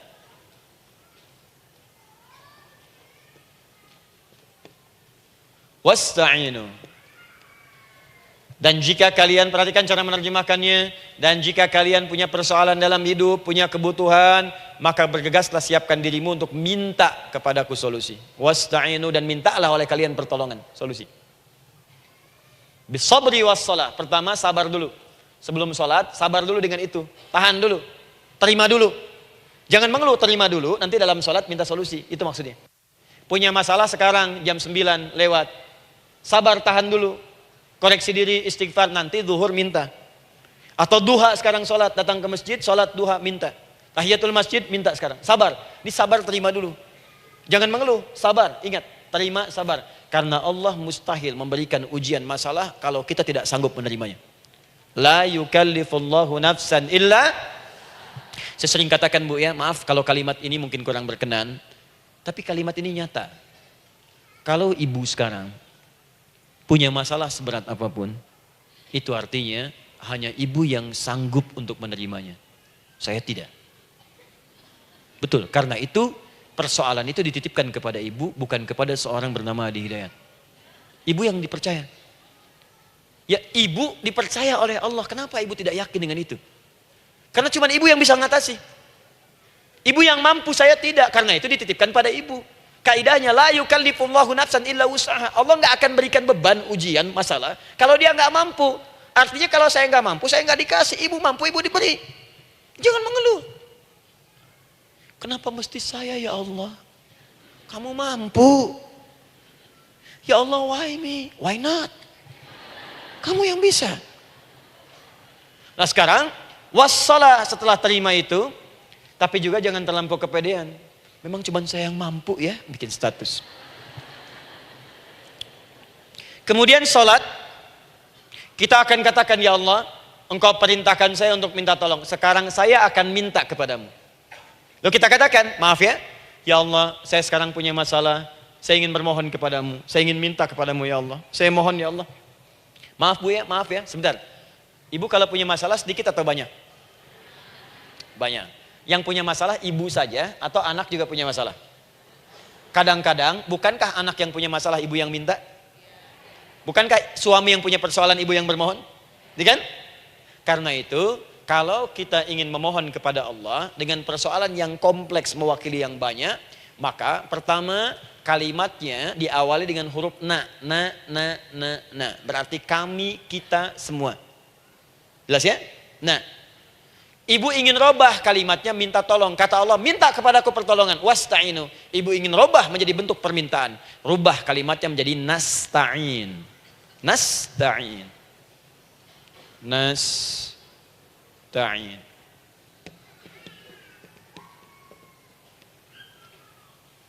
Wasta'inu nasta'in. Minta kepada siapa tadi? Allah. Boleh minta kepada selain Allah? Tidak. Hanya kepada Allah saja? Hanya kepada Allah saja. Hanya kepadamu ya Allah. Tidak kepada yang lain. Maka kalimatnya menjadi iyyaka. Iyyaka. Hanya kepadamu saja ya Allah. Engkau berjanji, kalau ada masalah minta aku berikan. Sekarang hanya kepadamu saja ya Allah, aku bermohon. Maka kalimatnya namanya iyyaka nasta'in. Sekarang saya tanya kepada ibu, apakah dalam sholat ibu membaca kalimat iyyaka nasta'in? Tuh. Saya mau tanya, ibu bacanya saat ruku atau saat sujud? Berdiri. Gak ada orang ruku baca kalimat ini. Allahu Akbar, iyyaka na'budu wa iyyaka nasta'in. Berdiri. Iyyaka na'budu wa sekarang saya bacakan hadis qudsinya. Tersambung dari Nabi sallallahu alaihi wasallam. Qala Rasulullah sallallahu alaihi wasallam, qala Allah azza wa jalla. Allah langsung yang berfirman lewat hadis qudsi. Perhatikan bahasanya. Qasamtu shalah baini wa baina 'abdi. Saya bagi dalam salat itu dua bagian, antara hak aku dan hak hambaku. Wali 'abdi ma sa'ala. Dan jika benar hambaku menunaikan kewajibannya dengan baik, menjaga hak-hak aku, maka pada saat itu apapun yang dia minta dalam salat aku akan berikan. Apapun. Kapan itu terjadi? Perhatikan kalimatnya.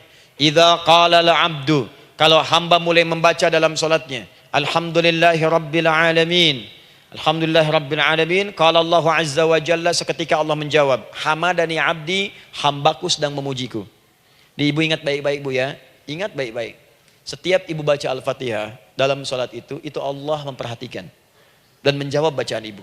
Tadi masih ingat ketika saya katakan wa idza sa'alaka 'ibadi anni fa inni qarib, Allah itu dekat. Ya. Wa idza qala al-'abdu ar-rahmanir rahim, kalau hamba melanjutkan ar-rahmanir rahim, qala Allah azza wa jalla, Allah langsung menjawab athna 'alayya 'abdi, hambaku sedang menyanjungku. Wa idza qala al-'abdu maliki yaumiddin, ketika hamba berkata maliki yaumiddin, qala Allah azza wa jalla, Allah menjawab majjadani 'abdi, hambaku sedang mengagungkanku. Sekarang perhatikan kalimat ini.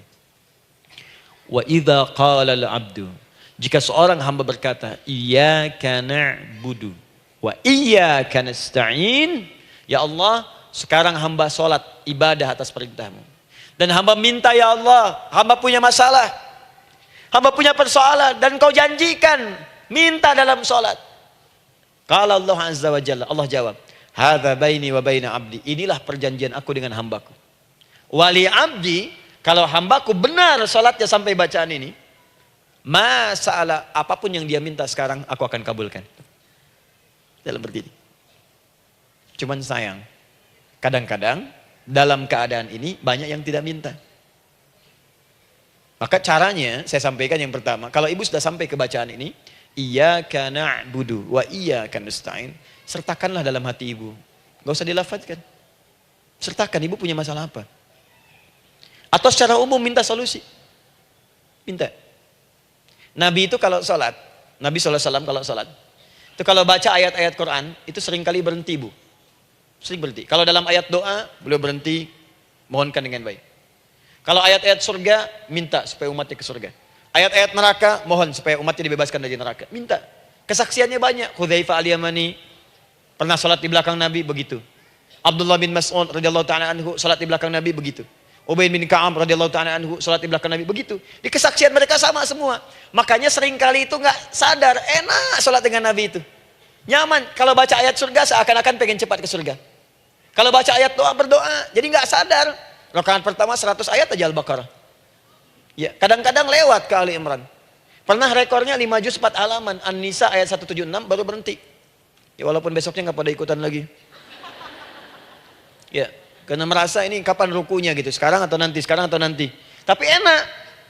Nah saya ajarkan satu hal, kalau kita sampai pada bacaan Al-Fatihah tadi, jeda sejenak Bu, rasakan itu, minta. Minta. Setelah itu, Allah ajarkan satu lafaz, kalau lafaz ini benar dibacakan oleh ibu, benar dibacakan, maka seketika doa akan dijawab.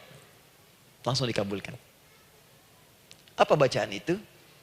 Nanti dalam pelajaran selanjutnya kita akan bahas ya, insya Allah. Masih ada waktu? Oh ya, kalau masih kita bahas ya. Masih. Ada sesi mau jawab pertanyaan dulu, diskusi dulu, atau saya teruskan sebentar?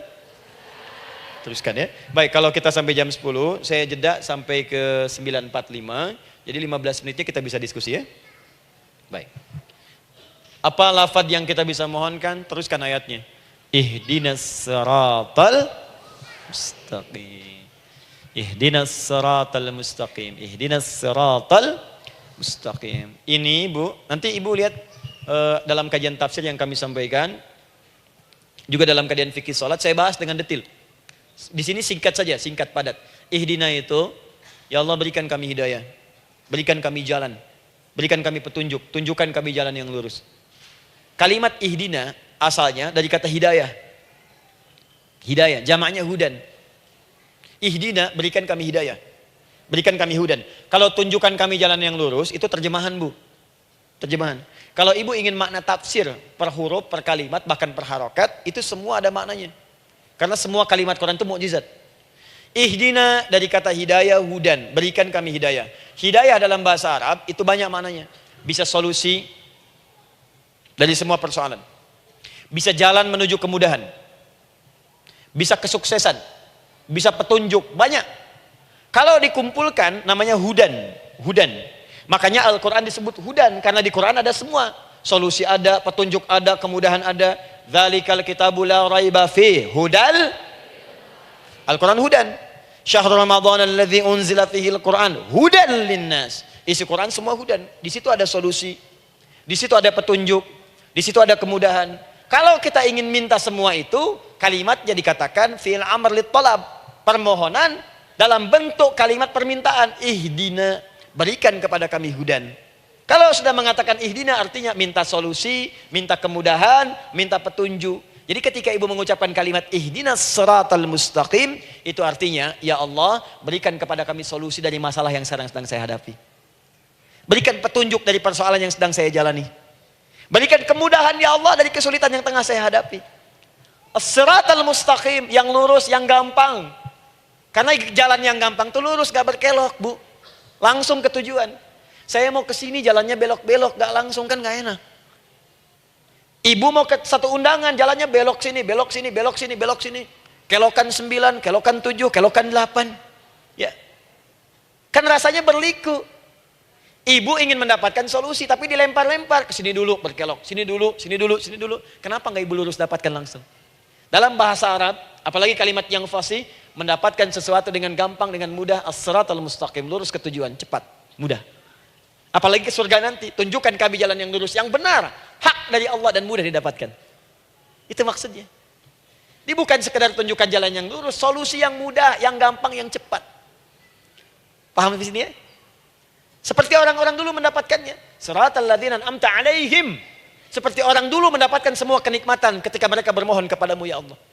Siapa mereka? Ada 4 golongan disebutkan di Quran surah keempat ayat 69.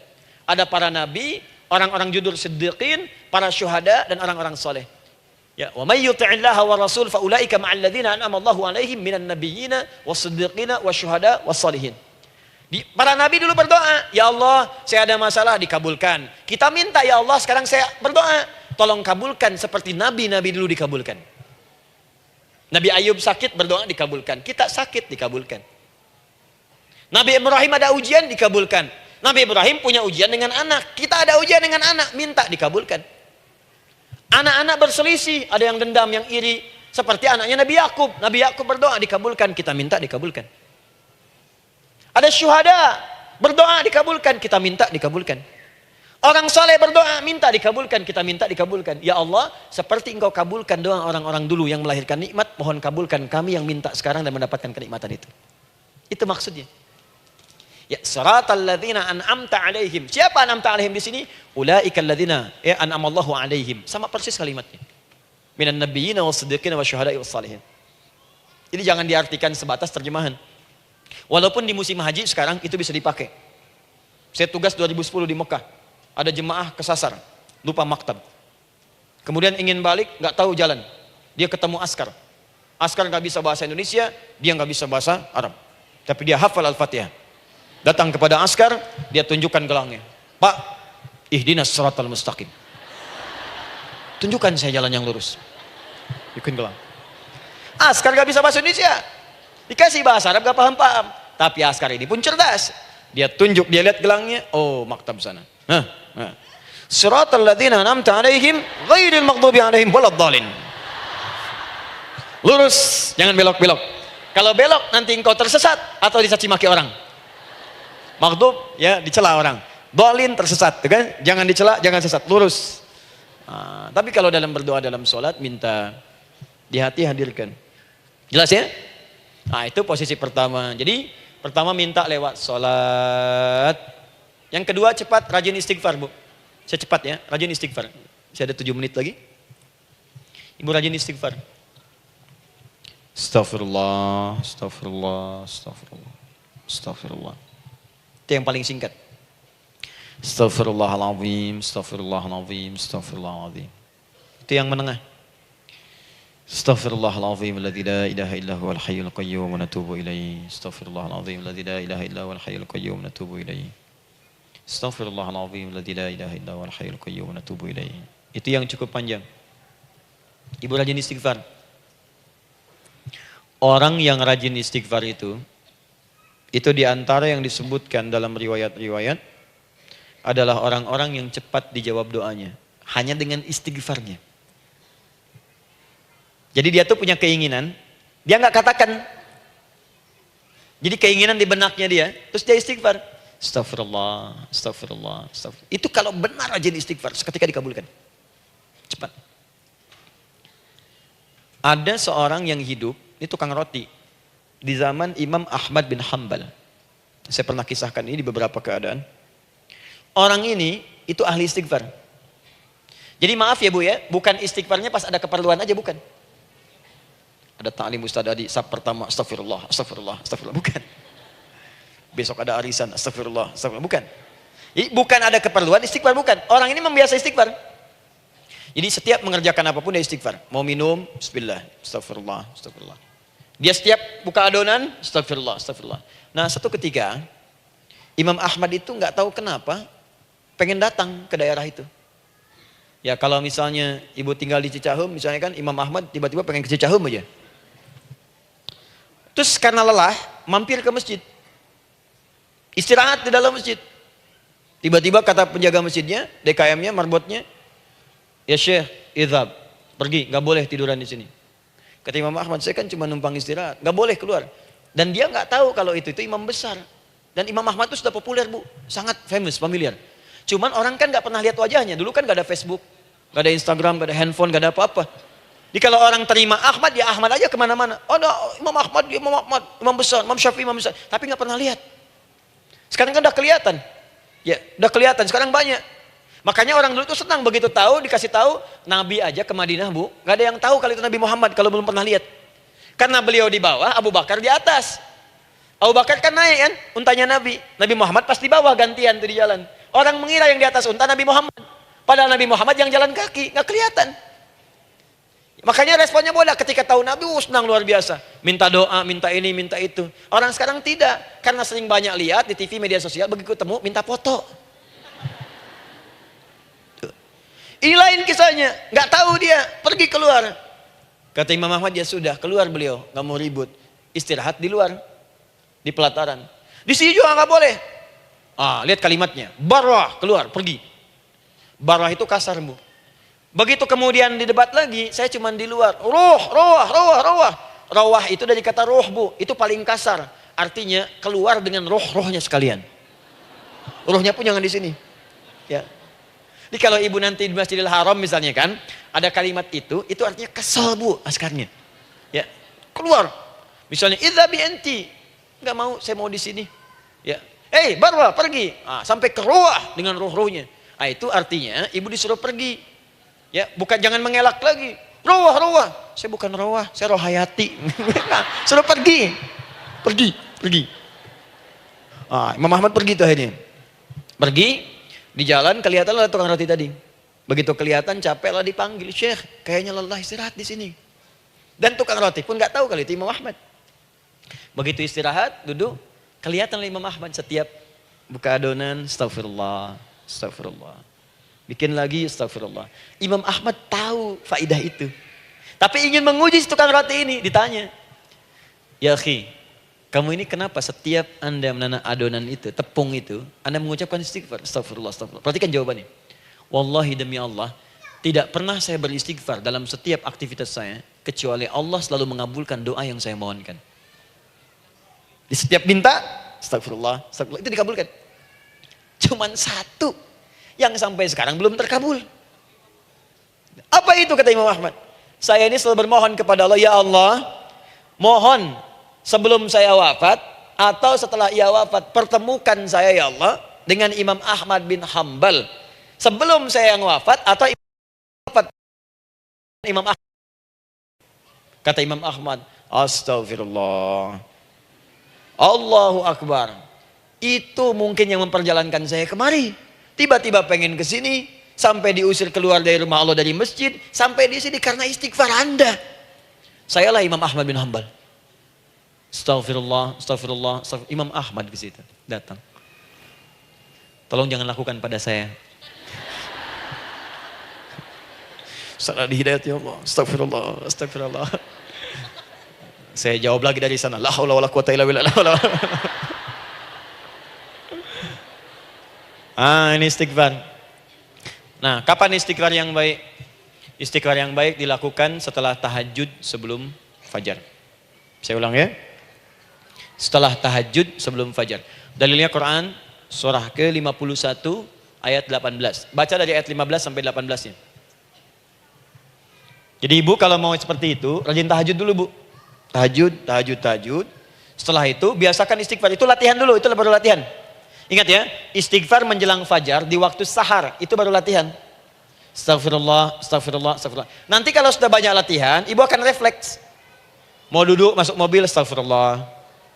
Duduk mau makan, astagfirullah. Ya, kadang-kadang ibu mau ambil handphone, astagfirullah. Itu refleks di lisan kita keluar. Ahli istighfar itu nggak direncanakan keluar di lisannya. Astagfirullah. Kalau sudah seperti itu, berbahagialah. Karena apapun kadang ibu inginkan, sepanjang itu ibu butuhkan, seketika dikabulkan. Ya. Yang ketiga, yang terakhir. Sudah 9:45, boleh sedikit? Ya, yang terakhir ya, terakhir. Jangan khawatir, setelah ini selesai. Jangan khawatir. Yang ketiga, ini amalan yang paling dahsyat. Jadi yang pertama minta dikabulkan. Yang kedua baru istighfar dikabulkan. Yang ketiga nggak ngapa-ngapain dijawab. Artinya baru terbersit, ada keinginan jawab seketika. Amalan yang ketiga ini adalah amalan yang dikerjakan karena cinta kepada Allah Subhanahu wa taala. Mahabbatillah, kecintaan kepada Allah. Amalan yang dikerjakan karena cinta kepada Allah Subhanahu wa taala. Amalannya mencintai Allah. Beda, Bu. Salat dengan cinta dibandingkan dengan salat karena memenuhi kebutuhan atau kewajiban saja, itu akan lain. Ibu kalau benar-benar mencintai Allah, maka dalam salat pun persiapannya akan beda. Saya beri contoh gini ya. Dari pakaian akan lain kata Al-Quran. Quran surah 7 ayat 31. Ya bani Adam khudhu zinatakum inda kulli masjid. Hei anak cucu Adam, kalau ada panggilan dari masjid, kenakan pakaian terindahmu. Di orang-orang yang mencintai Allah saat akan sholat, dia akan perhatikan dari pakaiannya. Jauhkan dari yang haram. Terus cari yang paling baik yang dia kenakan. Gak akan sembarangan. Kalau ibu pakai mukena juga cari mukena yang paling indah. Bukan karena pengen dilihat orang. Karena ingin Allah menyaksikan sholat ibu dalam keadaan yang sempurna. Wudu. Wudu itu hati-hati gitu. Quran surah ke-5 ayat ke-6. Ya ayyuhalladzina amanu idza qumtum ila shalah faghsilu wujuhakum wa aydiyakum ilal marafiq wamsahu bi ru'usikum wa arjulakum ilal ka'bain. Dikala ada orang beriman mencintai Allah, mau sholat dia mau wudu, wudunya enggak akan sembarangan, Bu. Cuman basuh. Ya, bagian kepala juga harusnya kepala, dia rambut, takut selesai. Sampai ke kaki cuma disodorkan di keran, beres. Itu sih, anak kecil juga bisa. Orang ini lain. Dia akan pelan-pelan dilihat secara sempurna. Hati-hati, kerjakan karena Allah, karena ingin baik. Kalau orang sholat, hanya kebutuhan saja, maka yang penting dia takbir sampai salam selesai. Tapi ini tidak, dia akan pelajari bagaimana Nabi mengajarkan sholat yang benar. Bagaimana bacaan saya benar. Dia belajar ngaji supaya benar bacaan Fatihahnya. Dia belajar dengan baik supaya khusyuk di dalam sholatnya. Dia pahami satu-satu. Apa artinya Allahu Akbar, apa artinya Subhana Rabbiyal Azim, apa artinya Subhana Rabbiyal A'la, apa artinya Sami Allahu liman hamidah. Dipahami. Di begitu dia sholat dan baru takbir sudah paham misinya. Jika ada orang seperti ini, dia mengerjakan apa yang Allah perintahkan karena cinta dengan Allah. Dia berzakat karena ingin mencintai Allah. Dia berinfak karena cinta dengan Allah, bukan karena uangnya. Pokoknya kalau orang cinta itu, Bu, setiap pecinta dia akan memberikan apapun pada yang dicintai. Walaupun tadi minta. Dan pecinta itu sifatnya, kalau yang dicintainya senang sesuatu, akan otomatis ikut senang. Ibu misalnya senang ya dengan pasangan sebelum menikah. Pasangan senang kucing, ibu akan terpaksa senang kucing. Ibu cinta dengan anak, semua akan diikuti apa yang diinginkan. Seperti itu, cinta itu butuh pembuktian. Karena itu sering saya katakan pada akhwat ya yang belum menikah, yang masih muda-muda belum menikah, cinta itu butuh pembuktian. Jadi jangan percaya kalau ada orang yang bicara di lisannya nggak ada buktinya. Aku akan seperti Dilan membawamu dalam motorku. Katakan padanya, aku tak butuh dengan rayuan kata-katamu.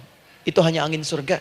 Yang kubutuhkan, tuliskan namaku di buku nikah kita. Wah, catat. Itu caranya. Main ke Taman Dilan, cuman boncengan. Seakan dunia milik berdua, yang lain gak ada. Gombal.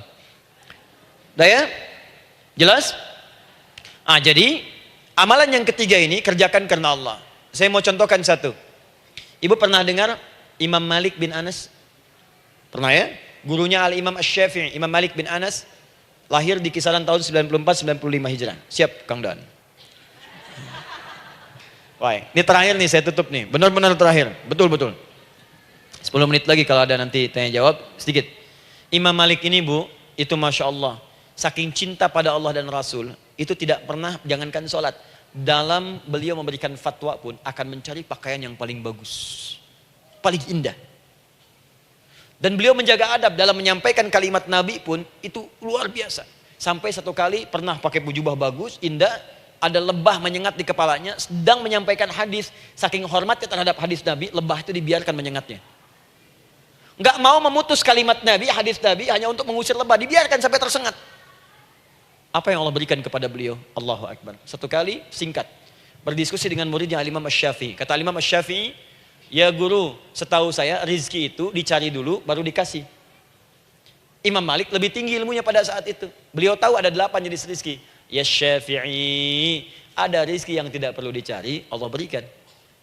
Wah, berdebat tuh sampai berpisah. Setelah itu secara singkat Imam Asy-Syafi'i lewat di kebun anggur sedang panen anggur besar. Tiba-tiba tergerak untuk membantu, datang ke situ bantu. Begitu selesai dikasih hadiah anggur banyak, besar-besar, indah, enak, gitu kan? Ketika diberi itu langsung senang beliau. Bukan karena anggurnya, karena merasa pendapatnya benar.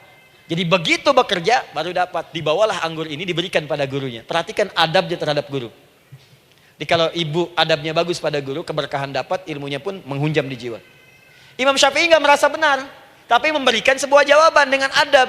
Guru, tadi itu ada panen anggur, saya mencoba membantu. Begitu saya bantu, dikasih anggur, dikencangkan kalimatnya. Begitu saya bantu, dikasih. Dibantu dulu, baru dikasih. Kalau saya nggak bantu, saya nggak dikasih. Apa jawab Imam Malik? Imam Malik tersenyum, tertawa. Tabassama dhahika. Masya Allah Syafi'i, bahasa kita. Tadi itu saya keluar, mau ngajar. Siang-siang terik begini saya kepikiran, ya Allah, kalau makan anggur yang enak-enak, enak banget sekarang ini. Ada anggur sekarang. Tuh. Murid berikhtiar, guru mendapatkan hasil. Setelah itu Asy-Syafi'i naik dan jadi bintang di zamannya, sampai kekinian pun luar biasa. Dan mendapatkan barakah gurunya, seperti gurunya dapatkan, muridnya pun meraihnya. Itulah 3 cara bagi kita untuk bermohon kepada Allah. Jika ingin dipercepat oleh Allah, bisa lewat salat, bisa lewat istighfar, bisa juga dengan menciptakan amalan-amalan, atau mengikuti amalan-amalan yang dicintakan atau ditujukan untuk mencintai Allah Subhanahu wa taala. Ibu bisa paham ini? Baik. Kemudian berdoa. Tapi yang jadi masalah, Ustadz, ketika berdoa kok belum dikabulkan juga? Apa ciri doa dikabulkan? Seperti apa kita tahu doa kita dikabulkan? Itu mungkin kita bahas di episode yang berbeda insyaallah. Alhamdulillahi Rabbil Alamin Ar-Rahmanir Rahim Maliki Yawmiddin Iyyaka na'budu wa iyyaka nasta'in Ihdinas siratal mustaqim Siratal ladzina an'amta 'alaihim ghairil maghdubi 'alaihim waladdallin Allahumma nahmaduka hamdan syakirin hamdan na'imin hamdan yuwafi ni'amahu wa yukafi'u mazidah Ya Rabbana lakal hamdu wa lakal syukru kama yanbaghi li jalali wajhikal karim wa li 'azimi sultanik Allahumma salli wa sallim barik ala rasulika al-karim نبيك الأمين سيدنا محمد وعلى آله وصحبه وأمته إلى يوم الدين اللهم ربنا يا الغفور الرحيم لا تدع لنا في مقامنا هذا في كل مقام ذنبا إلا غفرته Duhai Allah, kami bermohon kepadamu, Engkau yang maha pengampun, Engkau yang maha penghapus segala dosa. Kami mengakui kami berbuat salah, kami mengakui banyak dosa kami kumpulkan, maka kami mohon kepadamu ya Allah, jangan biarkan ada satu orang pun berada di sekitaran majlis ta'lim ini kecuali sebelum ia pulang Engkau telah ampuni segala dosa-dosanya. Engkau telah gugurkan dan hapuskan segala dosa-dosanya. Wala hamman illa farajtah. Ya Allah, jika ada satu orang pun di antara jamaah saat ini yang merasakan kegelisahan dalam hatinya, jangan biarkan ia meninggalkan area majlis ta'lim ini kecuali Engkau telah tenangkan keadaan hatinya. Allahumma wala maridan illa syafaitah. Jika ada di antara kami yang tengah Engkau uji dengan penyakit seberat apapun, maka mohon angkat dan sembuhkan segala penyakitnya. Allahumma wala dainan illa qadaitah. Ya Allah, jika ada di antara kami yang berat hidupnya karena lilitan utang piutang, terjebak riba dan sejenisnya, maka mohon ya Allah dengan keikhlasan amalannya, mohon angkat dan berikan rizki limpah terlimpah kepada yang untuk melunasi utang-utang dan terbebas dari lilitan riba dan semacamnya. Allahumma ya arhamar rahimin. Allahumma tubna ilaika min kullil ma'asi. Ya Allah, kami ingin memperbaiki diri kami. Kami bertobat dari segala maksiat yang pernah kami kerjakan. Allahumma asli ahwalana ma yuqarribuna ila ridhak. Ya Allah, kami bermohon kepadamu, mulai hari ini, mohon bimbing kami untuk memperbaiki diri, supaya kami bisa lebih dekat denganmu ya Allah. Allahumma asli azwajana. Ya Allah, kami mohon, sayangi dan perbaiki ya Allah, akhlak suami-suami kami. Ya Allah, mohon bimbing suami-suami kami jadi suami yang baik, membimbing keluarga menjadi keluarga yang saleh. Allahumma ya Allah, Allahumma arsyad wa asli ya Allah azwajana, zawjatina. Ya Allah, demikian dengan istri-istri kami ya Allah.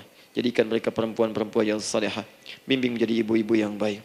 Allahumma abnana, auladana, dzurriyyatina. Allahumma aslih lahum ya arhamar rahimin liyakunu salihin, liyakunu su'ada fid dunya wal akhirah. Ya Allah, anak-anak kami, cucu-cucu kami khawatir berpisah dengan mereka di akhirat nanti. Kami mohon ya Allah, jika memang ada maksiat yang mereka kerjakan karena dosa-dosa kami mohon ampun ya Allah. Perbaiki anak-anak kami, bimbing cucu-cucu kami ya Allah. Jadikan mereka anak-anak saleh, anak-anak yang bisa memberikan mahkota kepada kami di akhirat ya arhamar rahimin. Kami malu dengan anak orang lain yang telah hafal Al-Quran. Kami malu dengan anak orang lain yang telah mampu tahajud. Kami malu dengan anak orang lain yang telah bisa membaca Al-Quran dengan baik. Sedangkan anak kami masih sibuk dengan dunia ya Allah. Kami takut bila wafat tidak bisa memberikan petunjuk kepada mereka dengan izin-Mu. Allahumma ya arhamar rahimin. Allahumma idza kana hunalika baqiyati ayyamina faj'al baqiyata ayyamina ya Allah hayatan thayyibah. Duhai Allah, kami bermohon kepadamu, jika memang terbentang masa kehidupan bagi kami sampai dengan hari esok, maka mohon jadikan sisa-sisa hidup kami lebih baik daripada hari-hari yang sebelumnya. Wa idza kana hadzal yaum min akhir ayyamina faj'al ya Allah hadzal yaum husnal khatimah. Ya Allah, kami mohon, jika memang hari ini adalah hari terakhir kami hidup dan harus kembali kepadamu untuk wafat, mohon jadikan di hari ini kami husnul khatimah. Allahumma qawwi lisanana ila kulli kalimat at-tauhid la ilaha illallah Muhammadur Rasulullah. Ya Allah, kami mohon, jika kelak kami akan wafat, Ringankan lisan kami untuk mengucapkan kalimat tauhid la ilaha illallah Muhammadur Rasulullah. Wa ajib kalimatan bi qaulika ya ayyatuhan nafsul mutmainnah irji'i ila rabbika radiyatan mardiyah fadkhuli fi ibadi wadkhuli jannati. Ya Allah, kami mohon kelak nanti dalam sakaratul maut nanti, jika kami bermohon kepadamu dengan kalimat tauhid la ilaha illallah, mohon jawab kalimat kami ya Allah dengan panggilanmu yang indah. Ya ayyatuhan nafsul mutmainnah, hai jiwa yang sudah tenang, irji'i ila rabbika radiyatan mardiyah, hai cepat pulang menghadap kepada Rabbmu. Hai cepat pulang menghadap kepada Rabbmu. Hai cepat pulang menghadap kepada Rabbmu. Aku ridha dengan semua amalmu, engkau pun akan ridha dengan semua pemberianku. Adkhuli fi ibadi wadkhuli jannati. Engkau aku masukkan dalam golongan hambaku, aku siapkan surga untuk menyambutmu. Allahumma ishtaqna bi Rasulillah sallallahu alaihi wasallam.